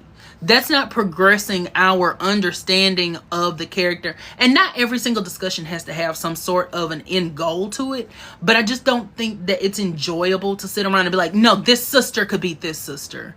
Especially with a character like Prue, who valued her sisters so much over everything else. You know what I mean? Like, to me, that's... And there's a difference. I want to circle back, and I want to make this distinction. There's a difference in having a favorite character versus having discussions about a character to bash them in comparison to other people. Like, if you don't like Prue and you just don't like her, that's fine. I'm not going to try to make somebody like somebody if they don't. But for me, the issue is when you can't even have a discussion with someone without them being like, no, she actually wasn't a good character because I don't like her, or because this character was better, and blah, blah, blah, blah, blah, you know, and you can't even really get out what you're trying to say. Like, that's when it becomes a problem to me, and that's when I cut it off. And I'm just like, girl, I can't anymore. And the reason that I say I feel like the way that the characters view her in later seasons affects the way some, not all, viewers see her when they go back and watch the show is they almost turned Prue into a godlike figure who can just do no wrong, and she was so above reproach. And like Paige has this inferiority complex towards her, and da da da da. And so I think it's very easy to go back and be like, she wasn't even all that. She wasn't da da da da. Because what we see on screen doesn't necessarily match up to the way that they have like boosted her to this godlike status. And I think it's easy for people to take that and try to like twist it up in some shape, form, or fashion. And I think that that's what happens to Prue a lot of the time. And I also think that because Prue has a specific personality type, she's off-putting to people. And when I've gone back and watched older episodes, I've been like, oh God, I see why people don't like her. I see why people don't care to watch her, because Prue was a know-it-all sometimes. And there were times where Prue would unnecessarily, sort of save the day when really it could have been given to another sister. But I think that is such an important part of her character that even when her sisters could, she still did. You know what I mean? Like, that's an important part of who she is. I think that goes just beyond, like, if they were trying to constantly tell us like, oh, Prue was overcompetent, and Prue was this and Prue was that, but then like she's always letting them do whatever, then it would be such a weird kind of dichotomy. Like, how can you tell us this but then show us that? So I think it makes sense to show Prue constantly trying to be at the forefront, not trying to be at the forefront, but constantly being the one to end certain things, because that's how they viewed her. Like, a really good example, I think, that's a very small detail, is in, oh my God, what is the name of that episode? What's the name of the one with Javna? I've Got You Under My Skin. I've Got You Under My Skin. Yes, I think that's... Is it I've Got You Under My Skin? The one with Javna? It is? I think it is. Anyway, I mean, that literally doesn't matter, but okay, it is. Yeah. So, in the end, when they go to vanquish Javna, what do Piper and Phoebe do? When they start saying the spell and the power has to come out of the hand, they go behind Prue. They go not hide, but they go behind her, because that's what they do. They go behind Prue. Prue is the leader. She is in the front. She is the one who puts her hand up. She is the one who does this. We're just here to read the spell with her because we're the power of three. You know what I mean? Like, I think subconsciously we're seeing it in moments like that. And that's why one of my favorite things about Prue's time on the show, and what I think absolutely 100% encompasses the way that their relationships change. When Jeremy comes after them in season 1, Prue tells Piper and Phoebe to run. And you know what they do? They get the hell up them stairs. They do just what that lady said, and they get up the stairs. And they said, girl, I'm not gonna fight you. This lady done told us to go upstairs. That's what we finna do. She gonna save us. She gonna save the day. They didn't come back down there to check on the lady. They didn't say, Prue, are you okay? Baby, they went up there and they just about locked the door. I think they did lock the door. And then Prue had to come up there. And they just was standing there waiting, looking like fools. And then, but then in season 3, when Balthazar/Cole comes after them and they don't have any powers. They don't have any powers. None. They are completely human. Now, in season 1, they had just gotten their powers, but in season 3, they have been depowered. So they've been disenchanted. And so they are no longer the charmed ones. They are just people. They are sisters. And she tells them, you guys go, I'll hold him off. What do? They lock arms. Why am I finna cry? And they say, we're in this together. You're not doing this by yourself. It's the 3 of us. And I think that is such a huge tonal shift. And that's such a huge indication of how their relationship has grown over time. And they are no longer running. they don't depend on Prue to take care of them. They don't depend on Prue to stop the bad guy, and then they just wait for her upstairs. Girl, no. If you down here, guess what? We down here. If he gonna take you out, well, baby, the Hallowell line ends with us, because we're standing together, and that's what reunites the power of three, or that's what reconstitutes the power of three, whatever, and gives them their powers back. It brings the book back. It re-enchants them, and it like I said, I think that's a huge indicator of how they had changed, of how Piper and Phoebe had changed. Hey, Francesca. Thank you. Thank you. Listen, we're having fun. But I think that's a huge indicator of how Piper, thank you for the rose. That's a huge indicator of how Piper and Phoebe changed. But it also, I think, shows too at the same time how Prue was still in the same place. Mentally, Prue still thinks, I have to watch out for them. I have to save them. I have to be the one to put myself in the line of fire for them. Meanwhile, her sisters are like, girl, what are you talking about? This ain't even that kind of party no more. So it's like, it's a great moment, but it's also sad. It's also kind of sad to see that she's at this place mentally and emotionally where she's still stuck in the same mindset that she was in season 1 as it relates to them.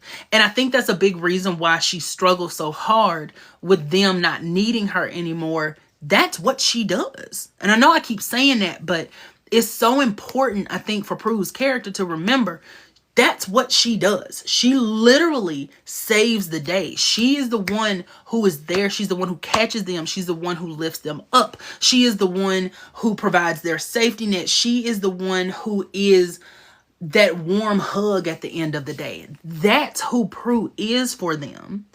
And they're literally standing here telling her, we don't need that from you anymore.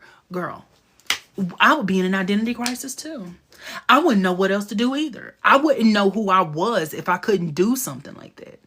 Even not having, so for me right now, not having a job, I'm used to, if I want to go to the store and get something, because I live with my family right now, because baby, money is, listen. Anyway, so until YouTube takes off, child, listen, we got to do what we got to do. But I'm used to, especially because I'm the only boy, I'm used to, if I need to go to the store to get something for us, I do it. And I'm used to, if something is messed up, and I will. And it's very hard for me not to be able to do that. It is excruciatingly difficult that I cannot do that right now. And I feel like I'm kind of going through an identity crisis. And for Prue, though, it manifests as her throwing herself into something that she thinks she can be useful in. Like, okay, yeah, I'm still bringing some money in. I can still help pay the bills. I can still do this. So they're off doing this. So let me make sure I got the magic side covered. Let me make sure that when the triad attacks, I know what's going on. Because then that way, at least one of us is prepared and I can still be there for them in that way. And even though Piper acknowledges that they kind of take that for granted, in season 4, we see that they truly do not know what to do without her. Like, they had gotten to a point where they were able to be more, I think, equals with her rather than needing to be protected by her. But in season 4, I think we genuinely see them grapple with, like, and I'm not just talking about saying things. Like, yes, saying it is fine, but I think we actually really see them grapple with, like, what the hell are we going to do without her? And yeah, it's like, how are we going to go up against the source without her? Oh, you should have saved her because she was the best, because she did it. I'm not talking about moments like that. I am talking about Piper, putting unnecessary pressure on herself to fill the shoes of the oldest child and be what she sees the oldest child as being. I am talking about Phoebe choosing to go with Cole because she's looking for some sort of completion. She's looking for some sort of family. She's looking for something that can give her what she feels like she is missing, because Prue has always been her security. That security is now gone. Yes, she still has Piper, but Prue was the security. Piper is home. Piper is like coming home and smelling dinner, whatever. Prue is the one that you call when you got a flat on the side of the road. And she doesn't have that anymore. And I think that's why Phoebe makes the decision that she does as it relates to Cole. And then even with Paige, we see her struggling with, how do I fit into this mold when I, in some sense, really am just a replacement, you know? Like, even though she's still their sister, she is, in terms of the power of three, she is filling a role.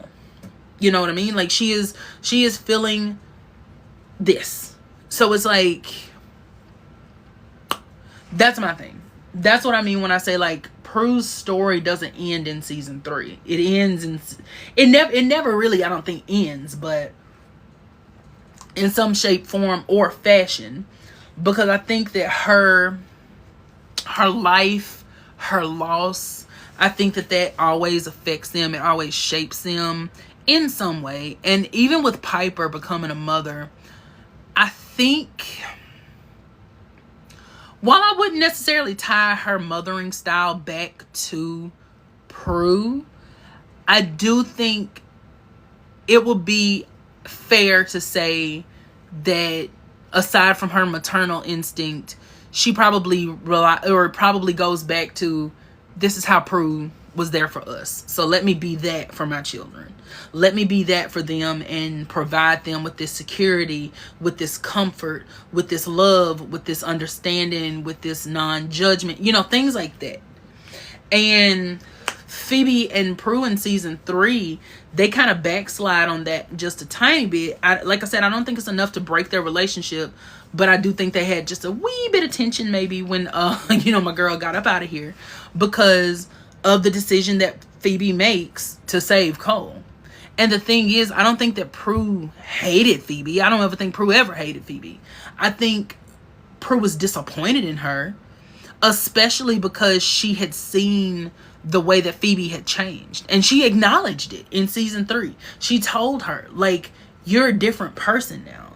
You're back in school. You're more responsible. You hold yourself accountable. Like, you're not the same person that you were when you were 15 and 16. And then to have her turn around and make that very selfish decision that could have easily affected all 3 of them in the worst way possible, I think Prue was super disappointed in her. And then it's just a constant. Cole is coming back around. You know, we're supposed to forgive Cole, and Phoebe is going down to the underworld to try to save Cole. You know, especially after everything they had been through, it's like, girl, let it go. You know what I mean? Like, they're constantly at odds when it comes to him, because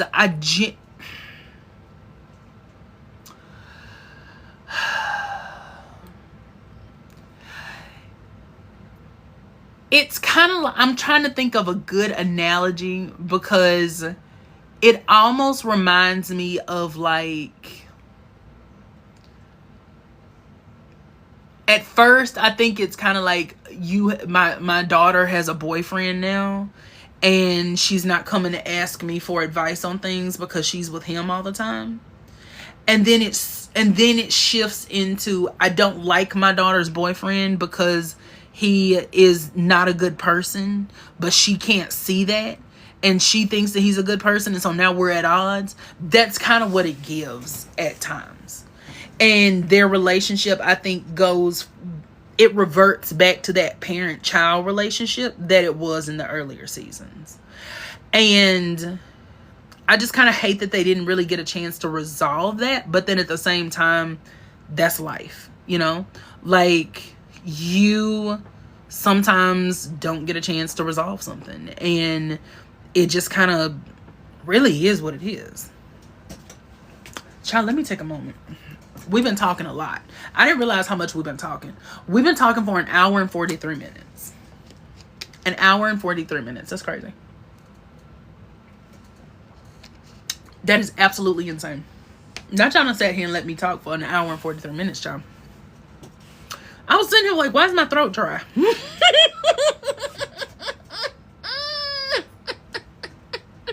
I hope y'all are enjoying the discussion so far, though. If you are, then please like the live, share it with a friend. And I have a YouTube if you'd like to go subscribe to my YouTube. And then I have a Discord. You can go join the Discord. And if you're feeling particularly great tonight and you're able to, please consider joining my Patreon.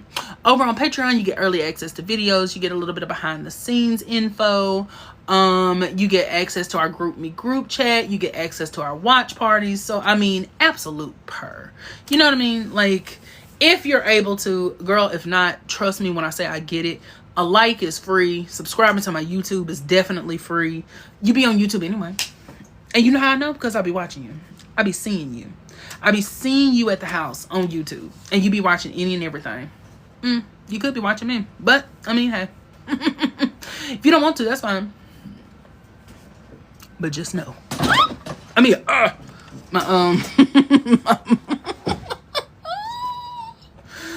Ew. Baby, the way my iPad fell when I said that, the iPad was like, The iPad was like, baby, don't, you doing too much.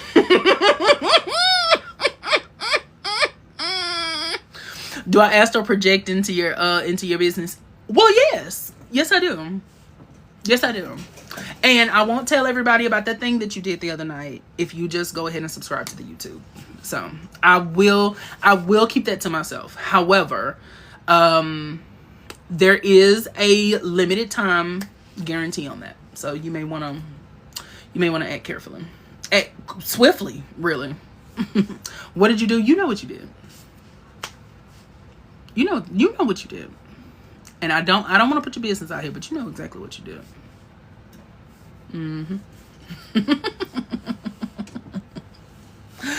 Oh God. So, speaking of something that is going to help me segue into the next topic that I want to bring up, it would be crazy to have a live and not talk about Prue and Andy. That would be insane. Andy is the Halliwell sisters' childhood friend. Grew up next door to them. They went to school together. They played together. They laughed together. They cried together. But most importantly, he was Prudence's first love. And I would say probably the love of her life. Because the thing about Prue is, I don't think Prue ever... Did Andy grow up in Dan's house? You know, I was never really 100% sure about that. I wasn't sure if it was like next door as in like right next door, or next door as in like across the street next door, which is not next door, but I feel like the Charmed writers left it as vague as possible because they were like, girl, we're not getting into all of that. They could have very easily just had him like go over to his childhood house and be like, this is where it all started. Like that would have been a cute little scene, but anyway, child, who am I other than the man in the mirror? But the thing about the aftermath of Prue, of Andy going on to glory is, hello Zion. The thing about him going on to glory is after that, Prue, I don't think ever really gives love like a serious shot again. I don't think that she gives it an actual genuine, like she looks for love. She wants to find somebody, you know, she's confident she will. But I don't think that Prue actively, truly looks for somebody. I really think Prue was perfectly fine with the fact that Andy was the love of her life and he was gone. I do think she accepted it. Or at least told herself that. And the thing is like, it almost seems strange seeing her with Jack was, I don't even want to call him a rebound, because I don't think he was a rebound, but Jack wasn't unserious. Like, child, if somebody ever told me they shipped Jack and Prue together to be in game, I would just say, okay, baby, okay, darling, and I'm gonna just let you have that. I'm just gonna let you have that moment. I am going to let you believe in whatever you believe in. I am not going to ever try to discourage you. I am going to say, you have fun with that. Bane.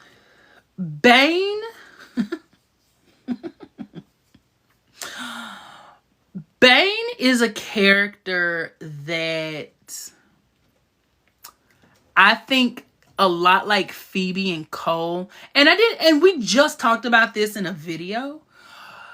People mistake chemistry for longevity.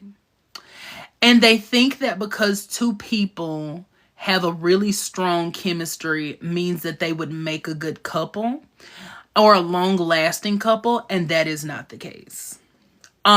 Prue and Bane, to me, they might have dated, but I don't think Bane was gonna be the one that she ended the show with. Like, that wasn't gonna be the one that was like her forever love. He was someone who knocked the Mario coins out, if you know what I'm saying, you know.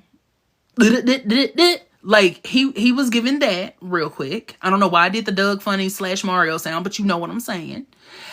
And I think that was probably the best they were going to get. I mean, because even just fundamentally, and I'm not talking about the fact that like, oh, good versus evil, but just from the fact that like Prue is not that kind of person that's going to put her sisters in consistent danger. I think there's a difference in trusting someone in the moment versus, I don't know. I don't even know fully what I'm trying to say here, because when we bring up the Phoebe and Cole situation as it relates to Prue and Bane, Bane was a human who made mistakes and got caught up with the wrong crowd. And I think Prue saw he was a good person underneath, but still accepted the fact that that was not enough to make up for what he's done, if that makes sense. So she has that kind of like divide in her mind where she knows that. But that's a me thing. I don't fully know how to express that thought. Thank you for the rose. I don't fully know how to express that thought, but I hope that makes some kind of sense. Whereas Phoebe genuinely thought that she could change Cole. She really did. Like, I really think she thought that her love was going to be enough to make him into what he wanted, or what she wanted him to be. Bane never lied or pretended, unlike Cole. No, that is a very good point. Bane was always very upfront about the fact that, like, this is just, child, this is who I am. You know what I mean? Like, Bane was just like, this is what it is. I don't know what else to tell you. And I think Prue respected that. And like I said, I think that's why she trusted him with making the right decision in the moment. But as a whole, let's not go crazy. Let's not go too deep into that. Like, I'm not finna sit here and trust you with my life on a consistent basis. I am going to trust that you're going to make the right decision and you're going to choose good over this demon in this moment, but let's not go crazy. Like I said, I think Bane was just somebody that was just gonna knock the cobwebs off and we were gonna move on. Okay.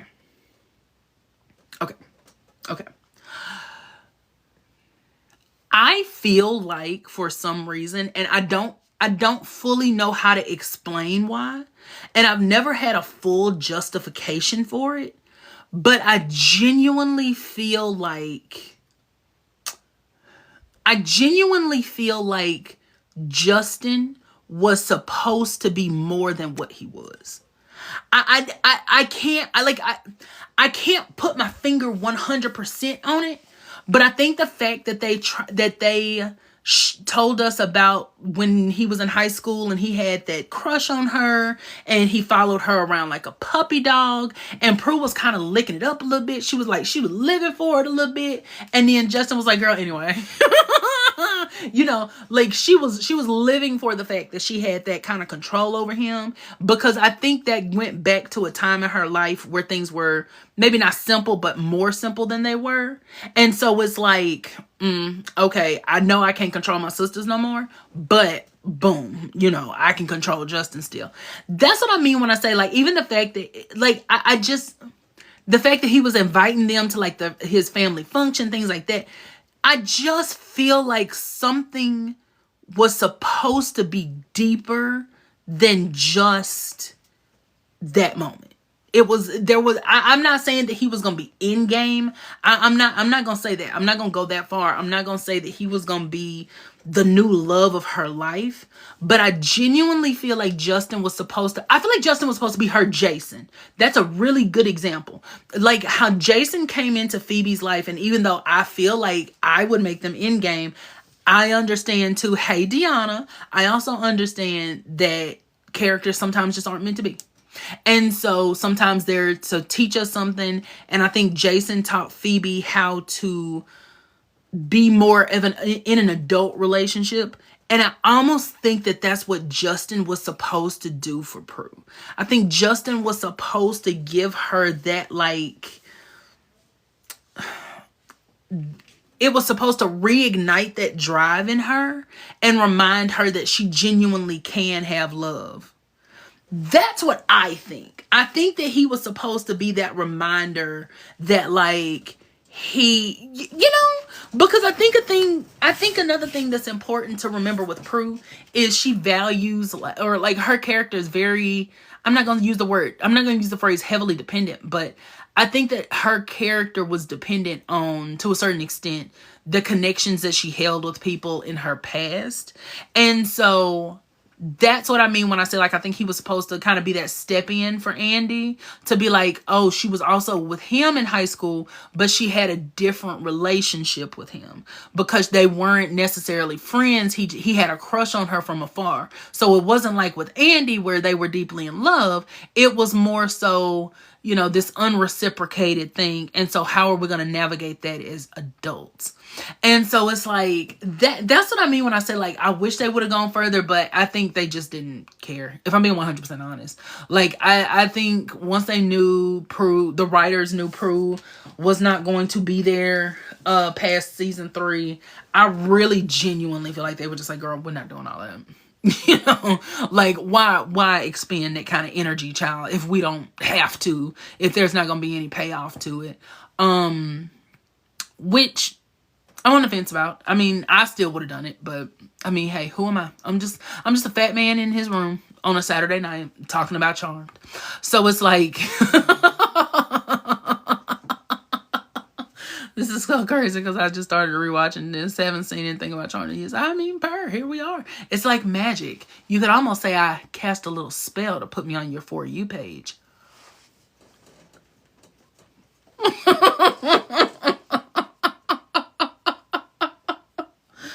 Oh God in heaven, I am screaming. So, you know, it just, to me, I just feel like Prue in the love department accepted. I don't even think that she didn't know. I think she accepted the fact that she genuinely would, like, she was done. I think it was kind of, like, you know how Betty White, her husband, oh, we got to 30K likes. I mean, purr. Y'all over there getting carpal tunnel in the thumb.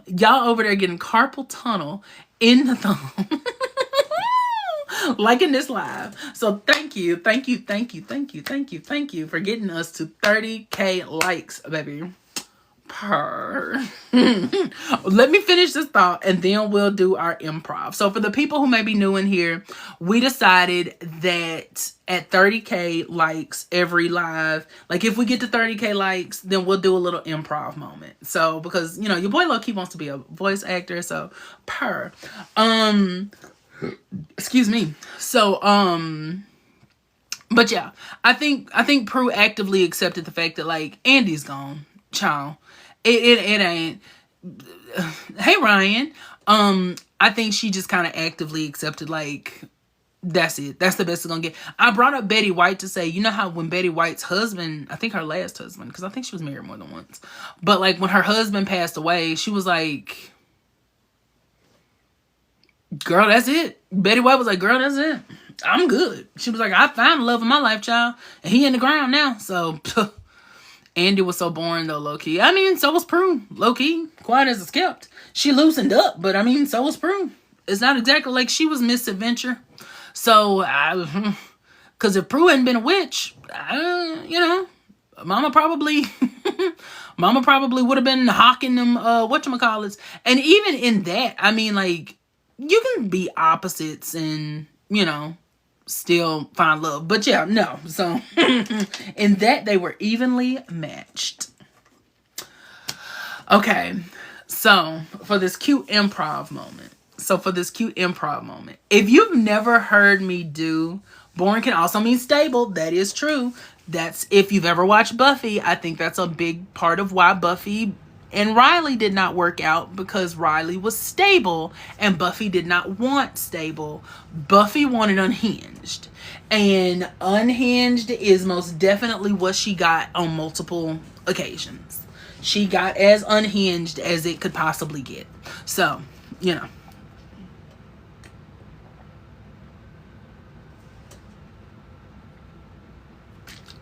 I'm sorry for deep throating that water in front of y'all's face. Okay. So, for our cute improv moment, if you've never heard me do my Prue impression, for some reason I make her sound like the Dark Knight. I specifically make her sound like Christian Bale playing Batman. I don't know you, but I like you. Well, thank you. You should. I think I'm pretty great. I think I'm okay. I don't know why. So I don't know if y'all want to hear that or if you want to hear Grams. It's up to y'all. I'm gonna let y'all decide. I'm not gonna tell you what I want to do. I'm gonna just tell you whichever one you want me to do is what I'm gonna do. But for some reason, I make her sound like, "Hey, Jay Bryce." But for some reason, how you been? I feel like I hadn't seen you in forever. Where you been? Oh no. But if you've never heard me, I have no idea why I make her sound like Christian Bale. Because, you know, Shannon Doherty's voice is kind of like raspy, but it's not as heavy as I make it sound like. And I don't know why. I have no idea why I do it. Should we do a poll? Yes, we shall do a poll. Meandra, thank you. When the poll comes up, it's gonna be, you've been working. Child, where you worried? They hiring. But when the poll comes up, it'll be like up here somewhere. Your grandkids call you Grams because of the show. Oh, that's so sweet. I love that. Baby, you ain't got no bio, and you know I like reading bios, so I think you did that on purpose. But yes, come on, Miss. Is it Shawnee? Is it Shani? Shawnee? I'm not sure how to say it. But yes, that's sweet. I hope I have kids one day. I hope I get a chance to be a father, a grandfather, and even a great-grandchild. But yeah, it's up here in the corner. It's this little thingy here. Always been your favorite. Listen, we love us some Charmed over here, child. We love talking about some See Harmed. Baby, listen, I'm trying to get the bag. Retail and teaching and oh my God. Okay, but you didn't answer my question. Are they hiring? Let me stop. This is our little cool down period. We've been having a really good, it's okay. We can end it in a moment. It's fine. I appreciate you even doing it. This will be our little cool down period. This can be our little like,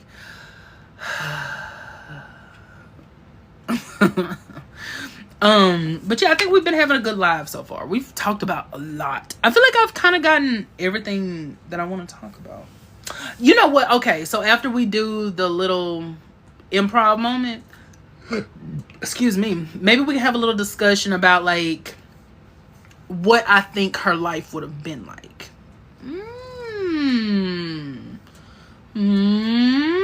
I mean, we've talked about it before, but some of y'all ain't never been here before. Some of y'all are new. Some of y'all may have forgot, or maybe you just hate me and you put it out of your mind. I don't know. I have no idea. I couldn't tell you to save my life. But what I can tell you is that after we do our little improv moment, we'll maybe do a little what if Prue was still alive. Ooh. I think that'll be a good moment to do. Me personally. Oh, so while we're waiting for the last few seconds of the poll to close, I will go ahead and tell y'all, like, okay, so my birthday is on the 27th. And so I think it was Catherine. Yeah, it was Catherine. So it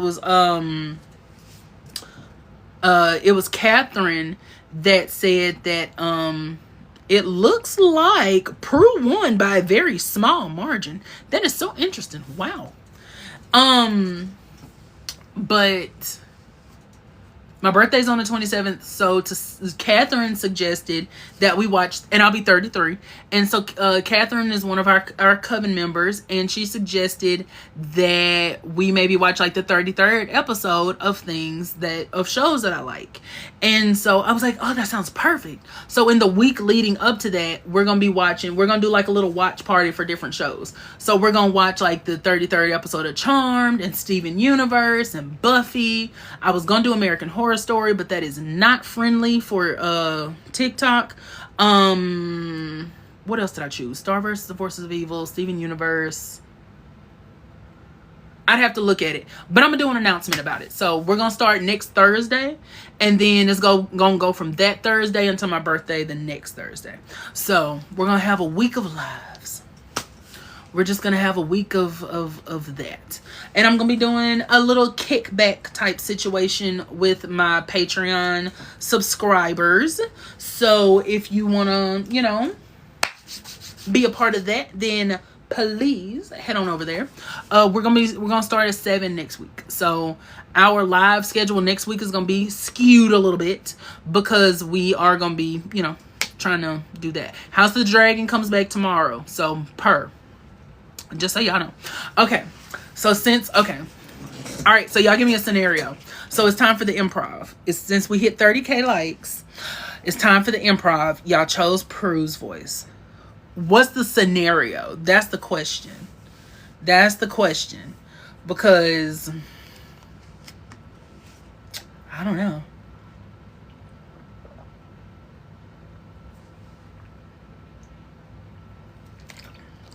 Prue wants to. Oh my God. Okay. Ooh. We can do Prue. We can do Prue get mad over that leather jacket. We can finally talk about Prue and imagine Prue over that leather jacket. Okay, let me get this in my mind, because I'm imagining Phoebe going, and she blamed you because the cat peed on the jacket, and the cat peed on the jacket and she thought it was you. She never knew it was me. Aha. Aha. Aha. And then Piper's like, I was wondering when you were gonna break, or whatever she said.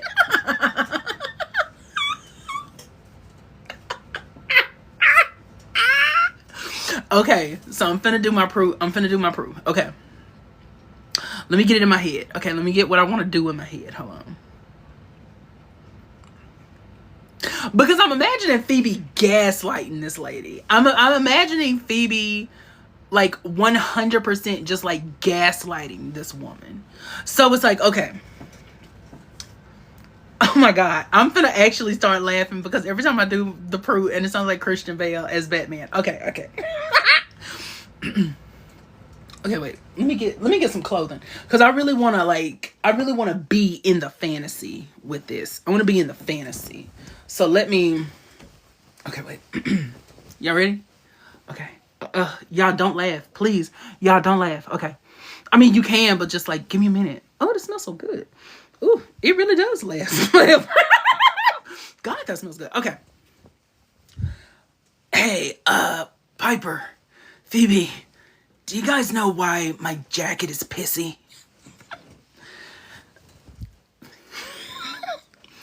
Prue, what the hell are you talking about? I'm talking about the fact that I got my jacket off of the couch and it's literally covered in cat pee.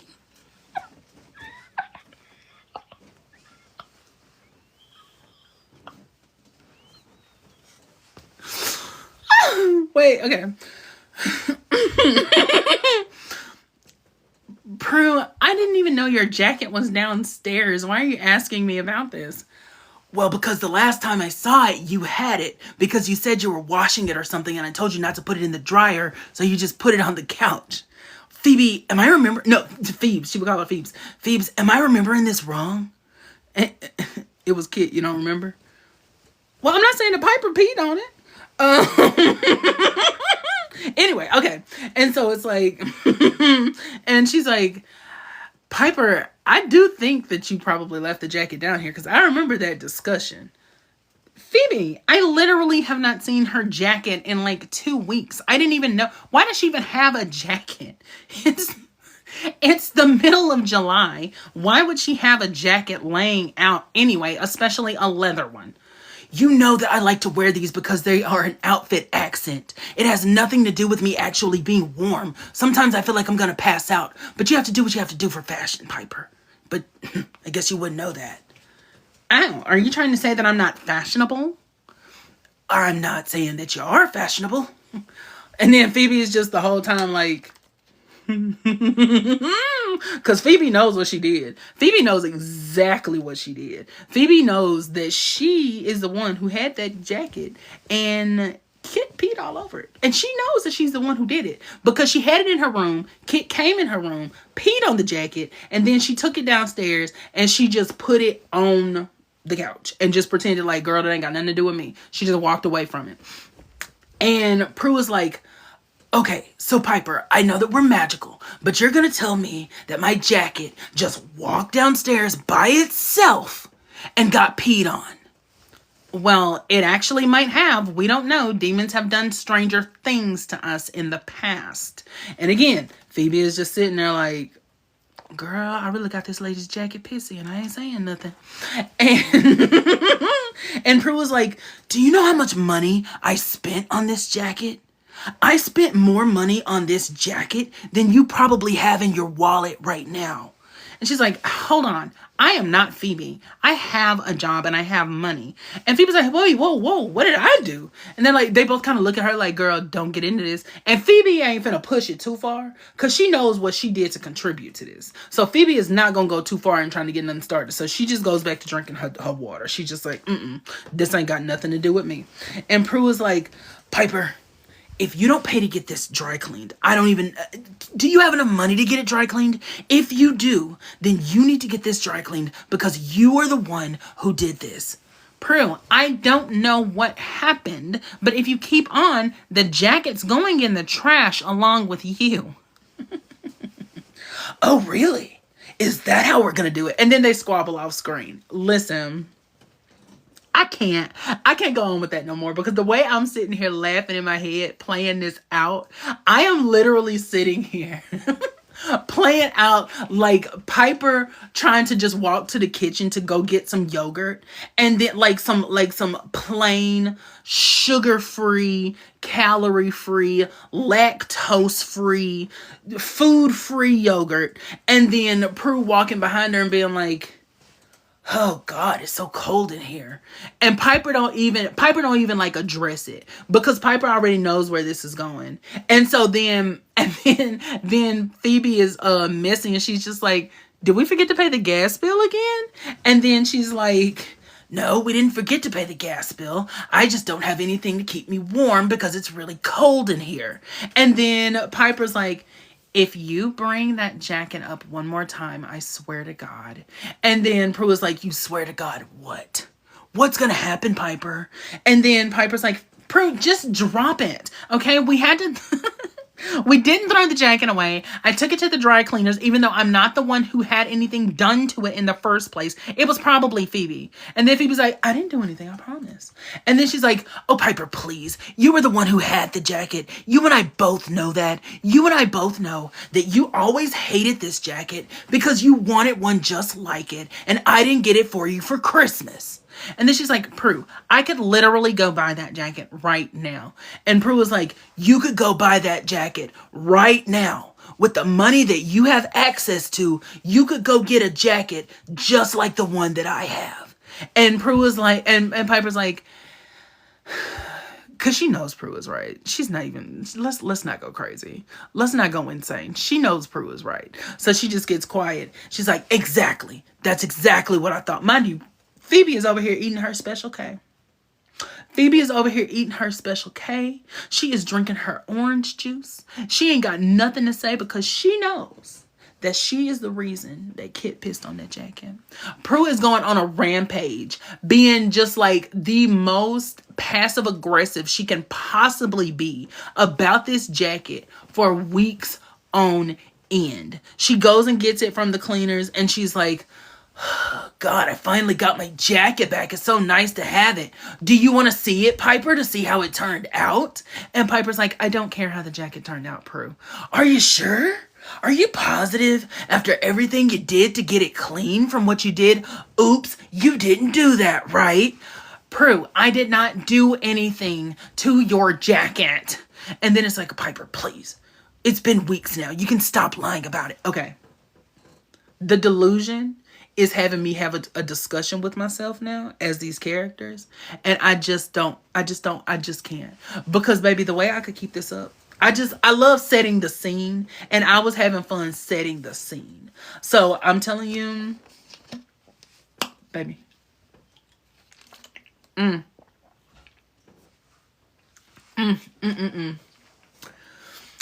that was okay. That wasn't great. That wasn't the best. That's not gonna get me on Comic View. That's not gonna get me on Comic View. But I think it was okay. I think it did what it needed to do. We've had better. We've done better before. We've done better before. I think next time it'll be okay. Next time we'll do better. That one, for some reason, I didn't eat. I feel like I nibbled. I don't feel like I had a full plate. I feel like I had more like a Go-Gurt. And I kind of nibbled at it and then put it down. But I'm going to go back to it later. But I didn't eat. Shut up, Gaylee. You're so stupid. No. Okay. So now that we got that out the way. Now that we've done that. Let's, oh, you ordered from Temu and thought of me. Oh, that's so sweet. I'm joking. I'm totally joking. I hope you love it. I hope you love your book. I'm sorry. I just had to make that joke. I had to. I'm so sorry. That was very entertaining. I'm glad you enjoyed it. And I saw where JD said bravo. So maybe we nibbled. Maybe we did a little bit of something. So before we get ready to close out, how's about we do a quick little like what if scenario? I've done better improv than that. Okay, I've done much better improv. I feel like I don't know what be happening, child. I just don't know how I don't know why I make that woman sound like Christian Bale. I cannot figure out why I make her sound like she's just gonna run off and be like, I am the knight. I have no idea why I do that. I have absolutely no idea why I do that with her. It's the same way with Little Prue, and I do Paul Lynde every single time. I have no idea why, but I just do. I just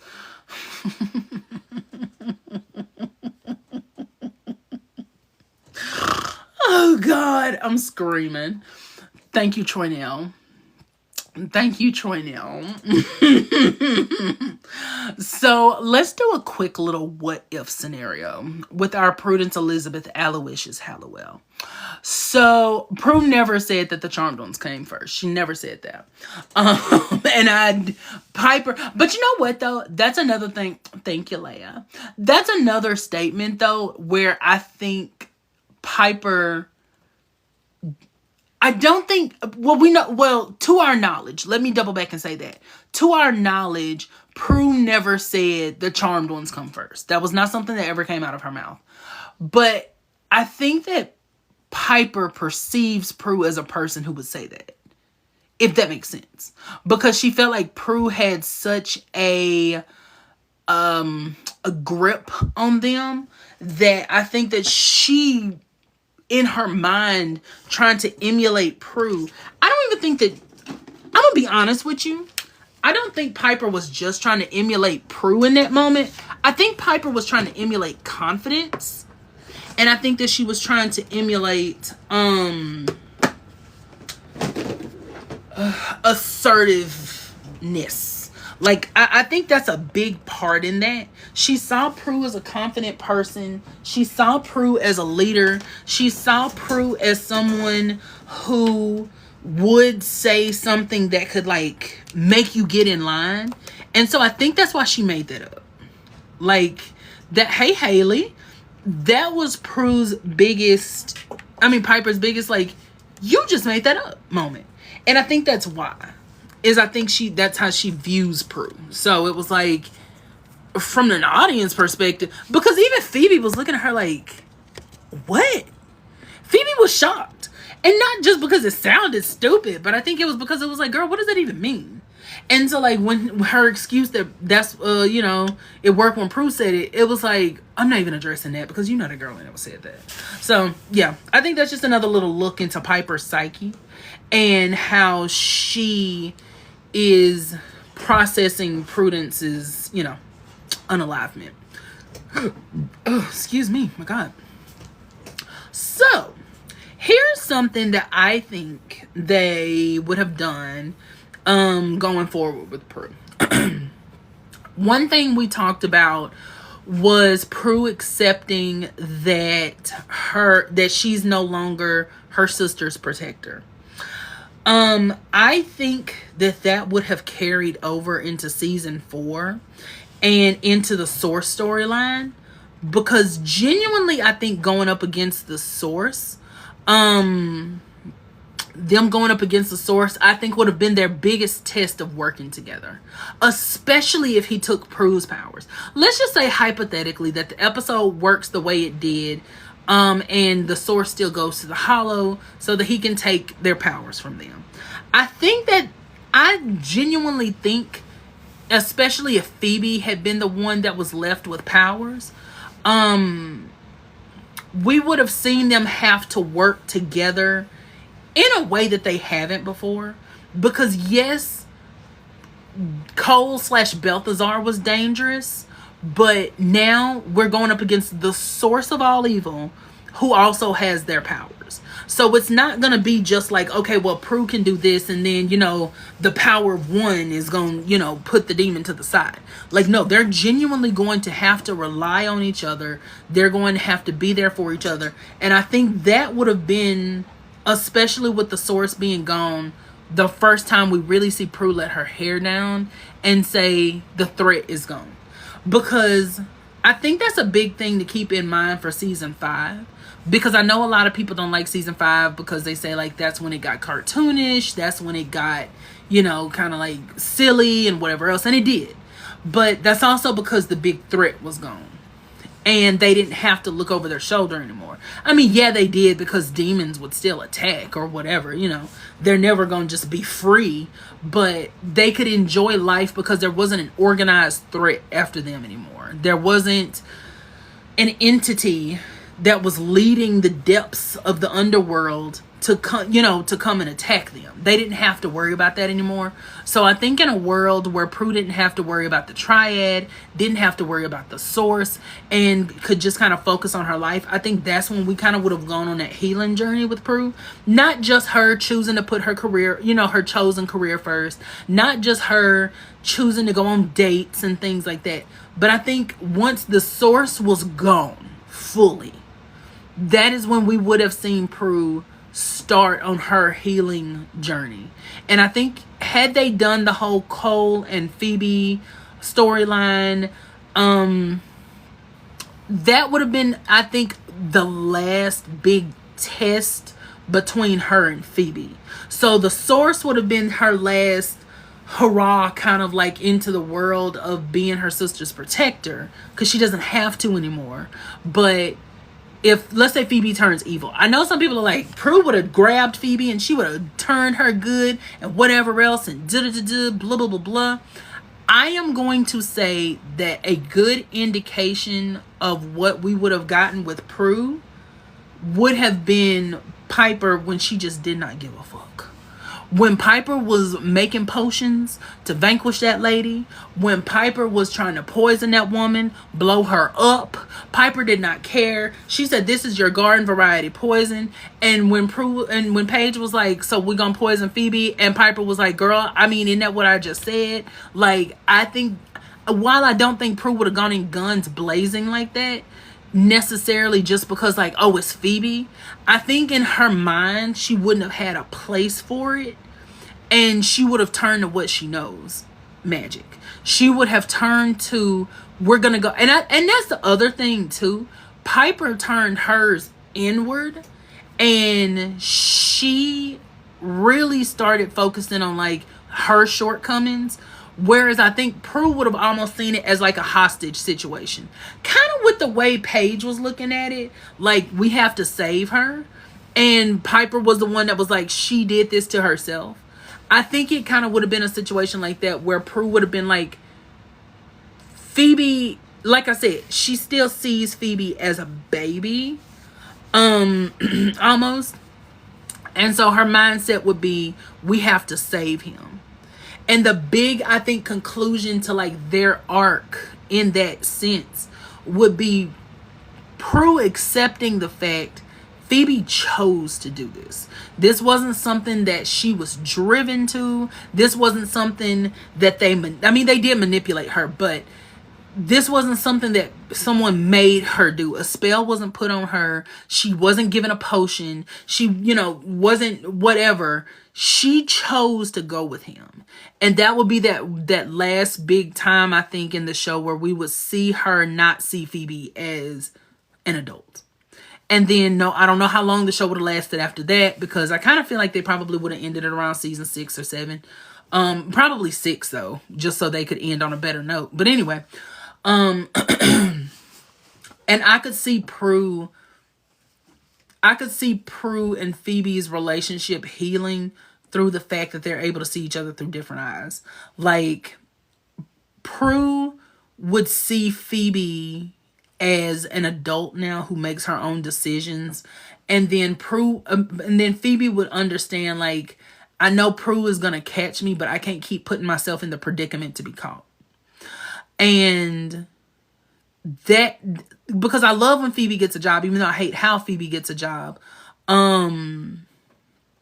I love that we see adult Phoebe, and I think that's when we kind of would have moved into, like, around that time is when we would have moved into like adult Phoebe, and her and Prue kind of being more sisterly versus mother and daughterly. I do not think Prue would have had children. I cannot definitively say.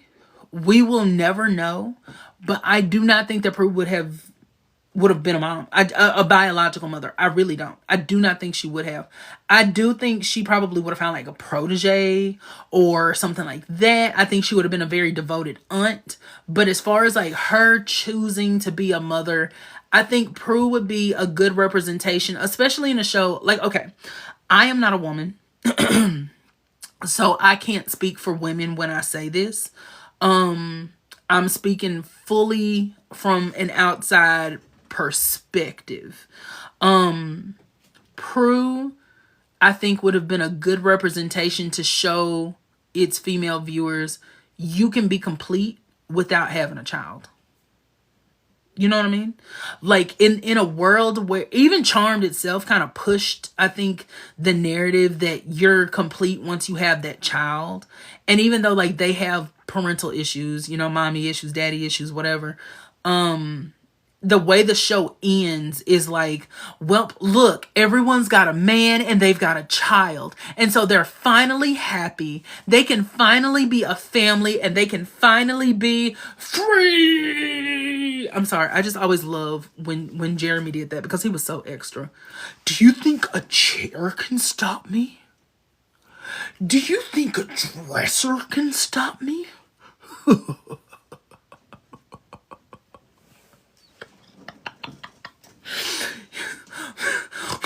My brothers are all around the world. Like, he was cutting up. That man was cutting up. He was showing out for no reason whatsoever.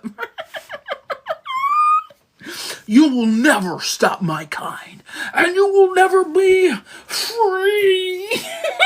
Jeremy, shut up, man.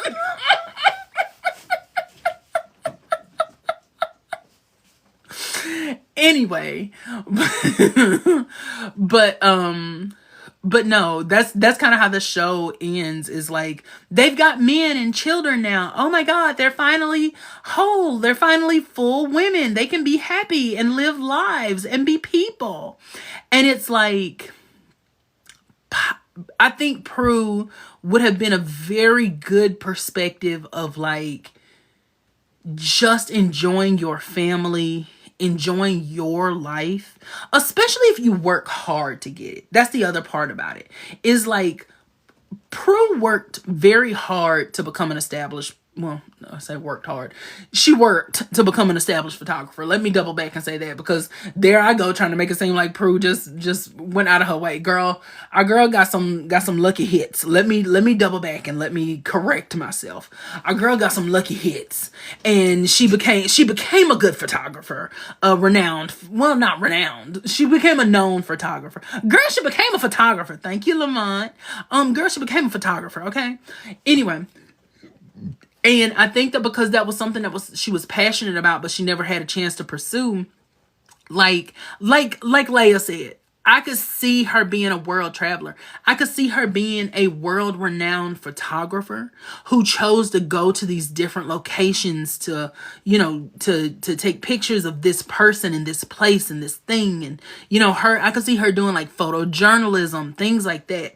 And I think she would just realize, like, I would prefer to do this rather than have to figure out, how am I going to take this child with me? How are me and my child going to go here?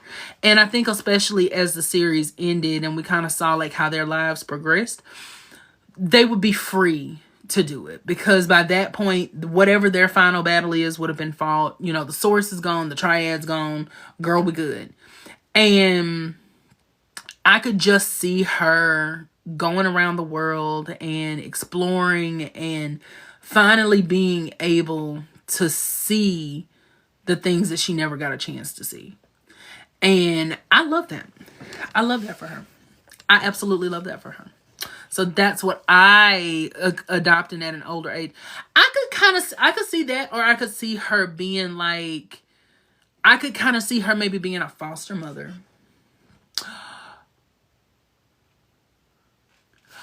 What if she became a foster mother and then she met Paige because Paige was the child's foster care worker? And Prue, I could see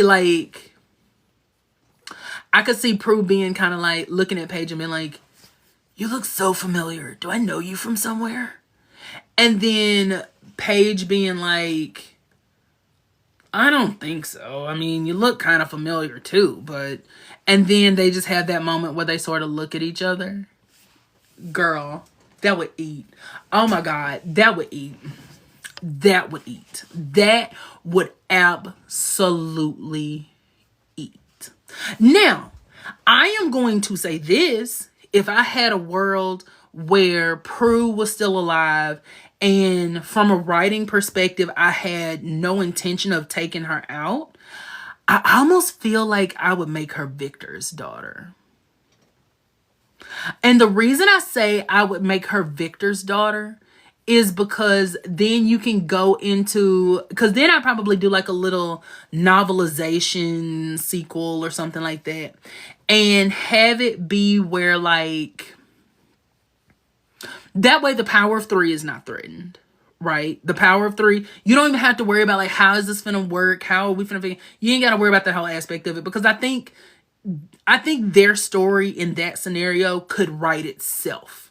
It doesn't need an additional aspect of magic to it. So like, imagine them trying to get to know her, and it's like, then we could be a little bit messy and say Victor knew about Paige, and he was a part of her raising. And then you get to explore, because I don't think that Charmed explored fully what their life without Vic. They did. Okay, let me specify what I'm trying to say. I don't think that they ever really healed their relationship. I think a Band-Aid got put over it because Prue died. I'm just being 100% honest with you. I think that Prue was on the road to kind of building a good relationship with Victor, but we just didn't get a chance to fully see that come to fruition because, my girl got up out of there. But as far as Piper and Phoebe are concerned, I don't think that we ever saw them on screen mend their relationship. I think it just kind of was like, we all we got left.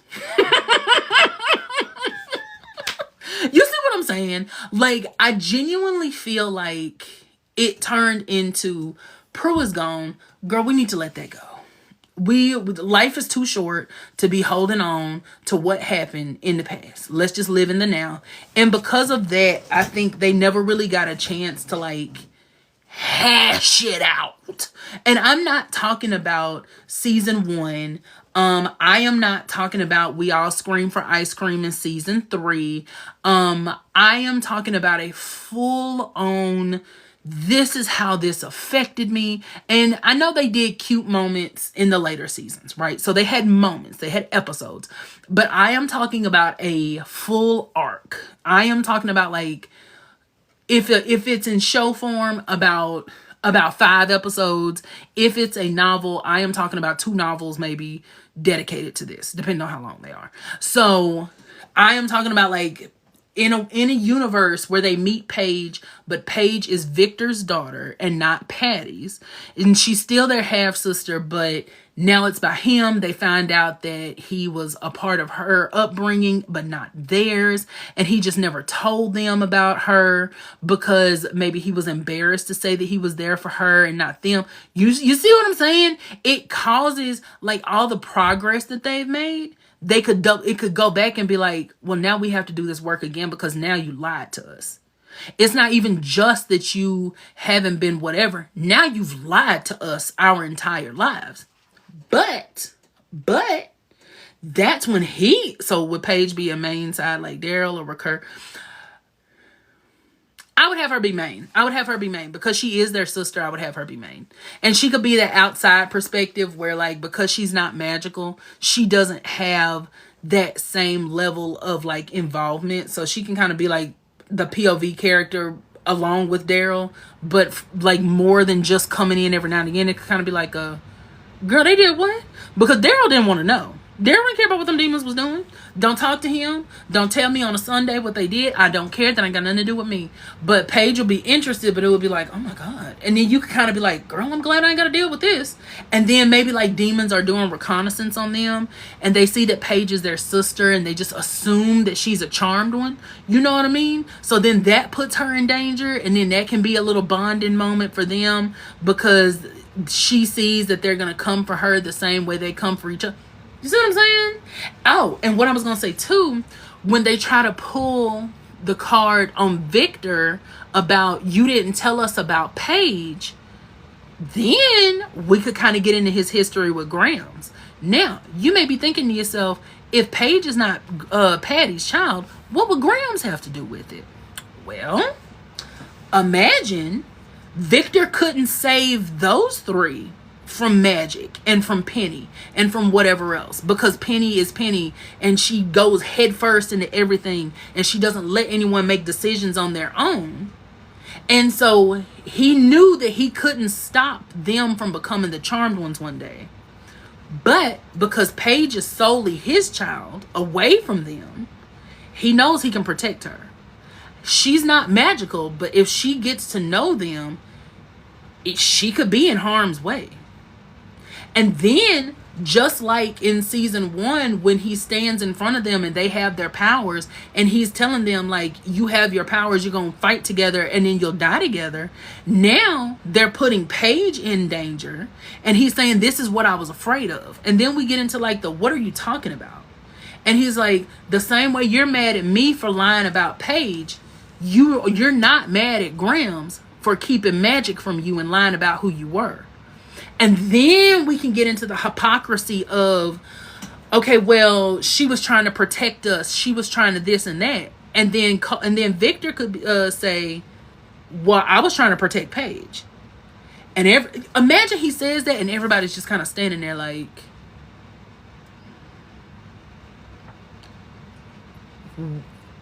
what do we say? Because that's a very loaded statement. On one hand, he absolutely is trying to protect Paige.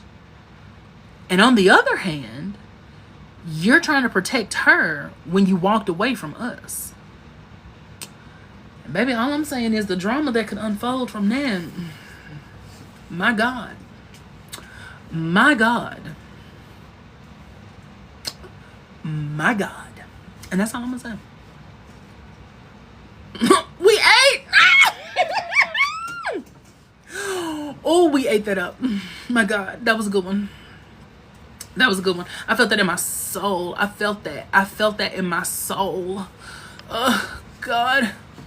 Look, don't ruin my moment. Lord, that was... Prue's power development. That's a good question. I've always been on the fence about that. Thank y'all. I want to be a writer. I want to be a writer so bad. I want to be a writer so bad. I want to be a writer so bad. But I know that the first step to becoming a writer is to start writing. I just don't know what to write. Anyway, story for a different day. Her power development has always been something that I don't know. Because the thing about a character like Prue is I don't want Prue to be OP. That's my whole thing is like, when we went to the future and Prue, we didn't even get a chance to talk about the future. But you can develop something on the spot. When I try to sit down and come up with something, that's the problem I have. There's something about knowing, like putting work into something like long term and whatever else. It's something about it that overwhelms me and it shuts my brain down. I have a folder and I have about 15 different documents where I have started stories. And I have like no idea where to go with them. So, did you come? Yeah. Okay, that would be a good trick to do. That would be a good trick to do. We are talking about prudence. Give me an idea. My problem is I write, but with no ideas. Ooh. That's interesting. That's very interesting. You be a good. Oh, thank you, friend. Baby, I know. I abandoned, like, I'll come up with so many stories and I'm like, that sounds stupid. That's dumb. I'm putting that in my motivation folder. But, I barely know what Roblox is, child. That you come up with here and make your own magical story. Oh, purr. Absolute purr. Oh, I love that. Thank you for saying that right now. I don't want Prue to be OP. I genuinely don't want her to be like, I don't want her to be too overpowered because it's like narratively, I just don't see a point in it. And it's like, I get it. Like, I understand why, don't get me wrong, but it's like, why are we still separating her? Why would we still put her on a pedestal? I don't know. So as far as her power progression, I don't know. I know for sure I would have her be able, like, I would almost give her the power of cloning. Like, at a certain point, they'd be like, oh, she's astral projection, but astral projection. Like, she's astral projecting, but she can do this. And they're like, no, that's cloning, I think. And then you could kind of explore what the difference between cloning and astral projection is. Like, you know, maybe her copies could use powers. And with the Power G logo, purr right now, purr. Thank you. Oh yes, baby, we are manifesting. I could see Prue. I could see like her powers. Like the difference between her clones and her astral projections is that the clones are able to use her powers. And so then it's like, oh, so astral projections are a mental thing or, you know, or a psychic, spiritual, whatever you want to say. And then we can get into that a little bit. And then it's like, her astral, you can travel through different dimensions. Yeah, like I could see something like that where she can like travel through. She can actually, we can see the astral plane through her eyes because she can go there. Things like that. I could see Prue with some of Billy's powers, not projection but telepathy. Did Billy have telepathy? I thought it was her stupid sister that had telepathy. Because I'm invested in your stories to come. I already know the world building. Listen. That's why I'm so obsessed with House of the Dragon, and Game of Thrones, because baby, the world that was built is amazing. But just on top of the world that was built, it's like, I'm obsessed with Targaryen history and lore. Anyway, child. But so yeah, it's like, I started watching WandaVision and I did not watch it. Watch the whole thing. I stopped at like episode 3 or 4 or something. Maybe 2. I don't know. I have never seen Westworld or Vikings. I'm sorry. But yeah, I could see something like that with her powers. What are your thoughts on how they brought Prue back in the comics? I hate it. I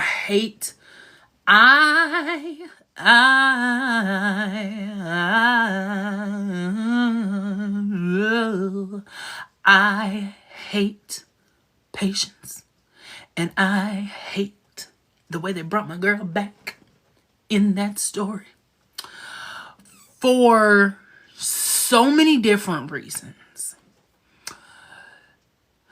Number one, I don't like the way that her coming back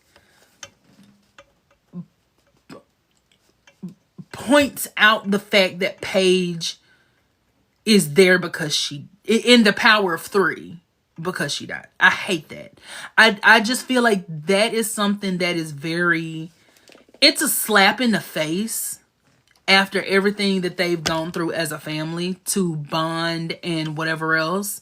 So if you don't know, this is a spoiler, but in the comics, Prue is still connected to the power of 3, legacy, destiny, whatever. And so she jumps into this witch's body after the lady from season 1 who stole Jackson. I was going to say Jackson Hewitt. What was his name? God, what was his name? The ghost in season 1. Hey Jackson, let's party. What was his name? Jackson Ward. That's it. So the lady, the lady who took his soul at the end, in the comic, she takes a witch's soul and Prue jumps into that witch's body. And so Prue is like living as this woman. And I just hate that. I think besides the Paige aspect, I personally don't like it because it doesn't let Prue ever rest. And I don't think that Prue got a chance to rest in the show. Did she want this Prue soul? I don't know. I think she was there, but she was there for the other witch's soul. But it's like, hey Sammy.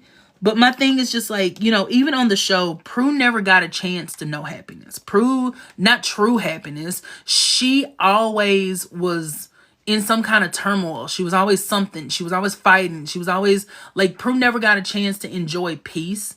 And to take her out of heaven, supposedly heaven, and because, I think Prue was in hell, but to take her out of heaven and have her choose to come back because she still felt a draw to the power of 3. Even though this isn't specifically what they're saying, because I understand that they're trying to say that she was still connected to the charm legacy. But to me, it implies, good night, Troy now. To me, it implies that Prue can't let go. Even if that's not what the actual reason behind it is, it just implies to me Prue can't let go.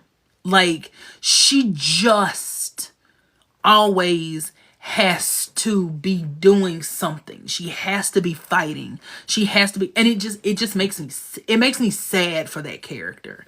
And then eventually she takes in the something of the all, or something or nothing of everything, or the some pieces of the all, or whatever. I don't even know what it was called. But she becomes essentially like this magical like guardian or whatever. And it's like, The protector of the nothing, the protector, the nexus of the all. There you go. I knew it was something stupid like that. Thank you, JD. And for me, it's just like, I just hate the fact that Prue never gets a chance to even know peace in her afterlife. She is still feeling like she has to protect and be a part of and do. And then she's still having to fight. She's still having, like, it's like once magic got a hold of her as an adult, it just never let her go. And I just feel like my girl, that's why that's why the comics just, I can't for that particular aspect, because girl, that's giving hell, if we're being 100% honest. I cannot, no, the comics aren't still going that I know of. I think they're done. But to me, that is something that I couldn't even fathom. I could not fathom being restless in heaven. Being in completion and wholeness and eternal joy, and then still feeling a pull to something, and then being made into the guardian of some. Girl, there's no way. Like, that to me is worse than just not existing at all.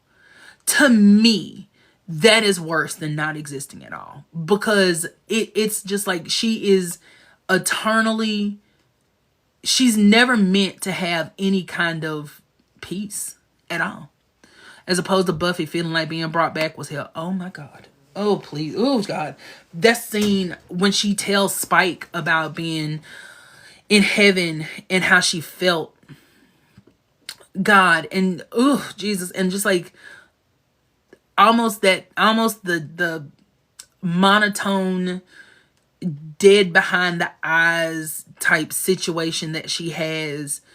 And then she's like, but I got pulled out of there. And it's like, can you imagine?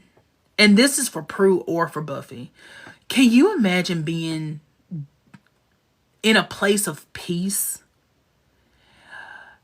and then all of a sudden you're not peaceful? Girl, I don't even know how to, I can't even express that. I don't even know what to do. Well, Kaylin, you already know how I feel about white lighters. I think that white lighters are essentially magical slaves. I think that white lighters are essentially magical slaves, because there is no way. And then I was ripped out of that place. No. And then I was whatever. And then I wasn't. I was ripped out of there by my friends, or whatever, however she said it. Torn out of there. Oh, that's such a powerful word, torn. But yeah, white lighters, to me, there's no way that you're going to tell me that I lived my life in such a way that was so meaningful and impactful and beautiful that my reward, quote unquote, reward, is to be a being that's come back to life to help other people, and basically be an unpaid case manager. And then you telling me that one of the only ways to actually vanquish me is to have like the worst thing, like die a slow, painful death because I've been shot with an arrow dipped in poison? Huh? Are you okay? Like, are you all right? Because it's giving insanity. Are you for real? That is what you think is some reward for me? That my life was just so valuable? What? That's like giving someone a promotion. That's like companies. I mean, that's really just like companies. It's like companies will give you more responsibility as a reward for being a good person.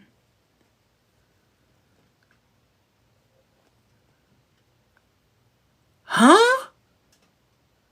Are you for real? You're telling me that I did so many good deeds in life, or did just one amazing deed, or whatever the case may be, and so my reward is to eternally do good deeds? Girl, go to hell. I can't. There's no way. There is no way that I would. There is no way. I couldn't. I wouldn't. I mustn't. I shouldn't.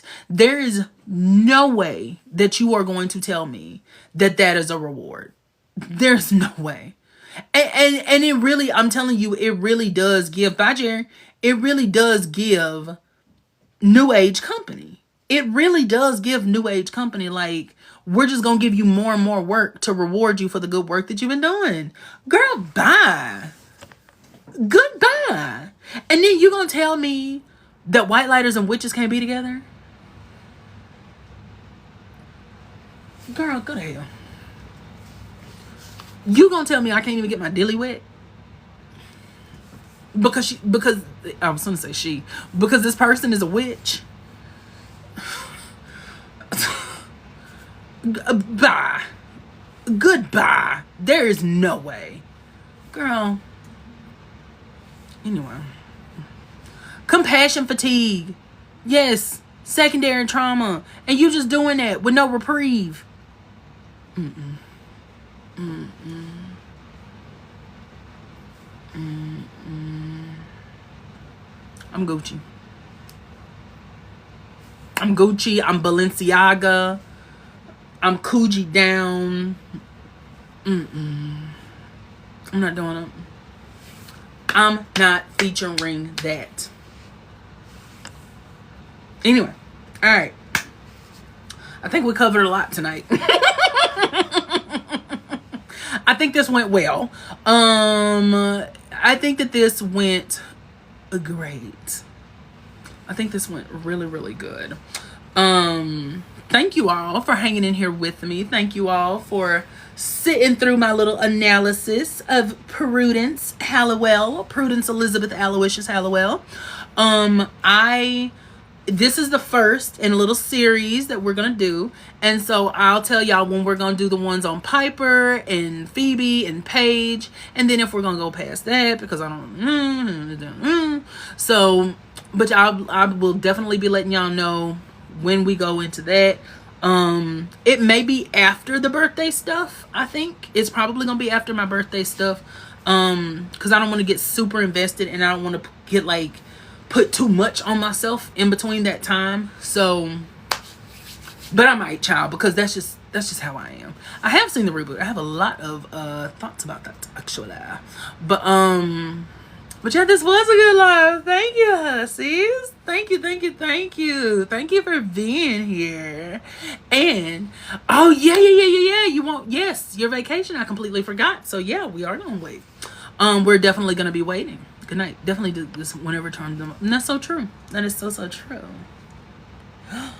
But yeah, so thank you, hussies, for being here. Like I said, if y'all want to go subscribe to my YouTube, please feel free to go do so. We have a Discord where Charmed, all kinds of things get brought up. So anything that you want to find, it's in the link tree in my bio. If you want to consider joining my, what am I trying to say, Patreon, then please consider doing so. And I think that is it. Girl, Leia, you don't even know who you're talking to. But anyway, so good night, everybody. I hope y'all, oh, we have to take our selfie. We have got to get our selfie, because y'all got this up to 41K likes, almost 42. And so per, I don't know who Alyssa Moreno is. So, okay. I'm glad you're staying with her. So everybody get ready to take our selfie. Smile. You better smile. And I mean you better smile. You better smile like your life depends on it. Okay, we're gonna do one more. Okay. Smile. And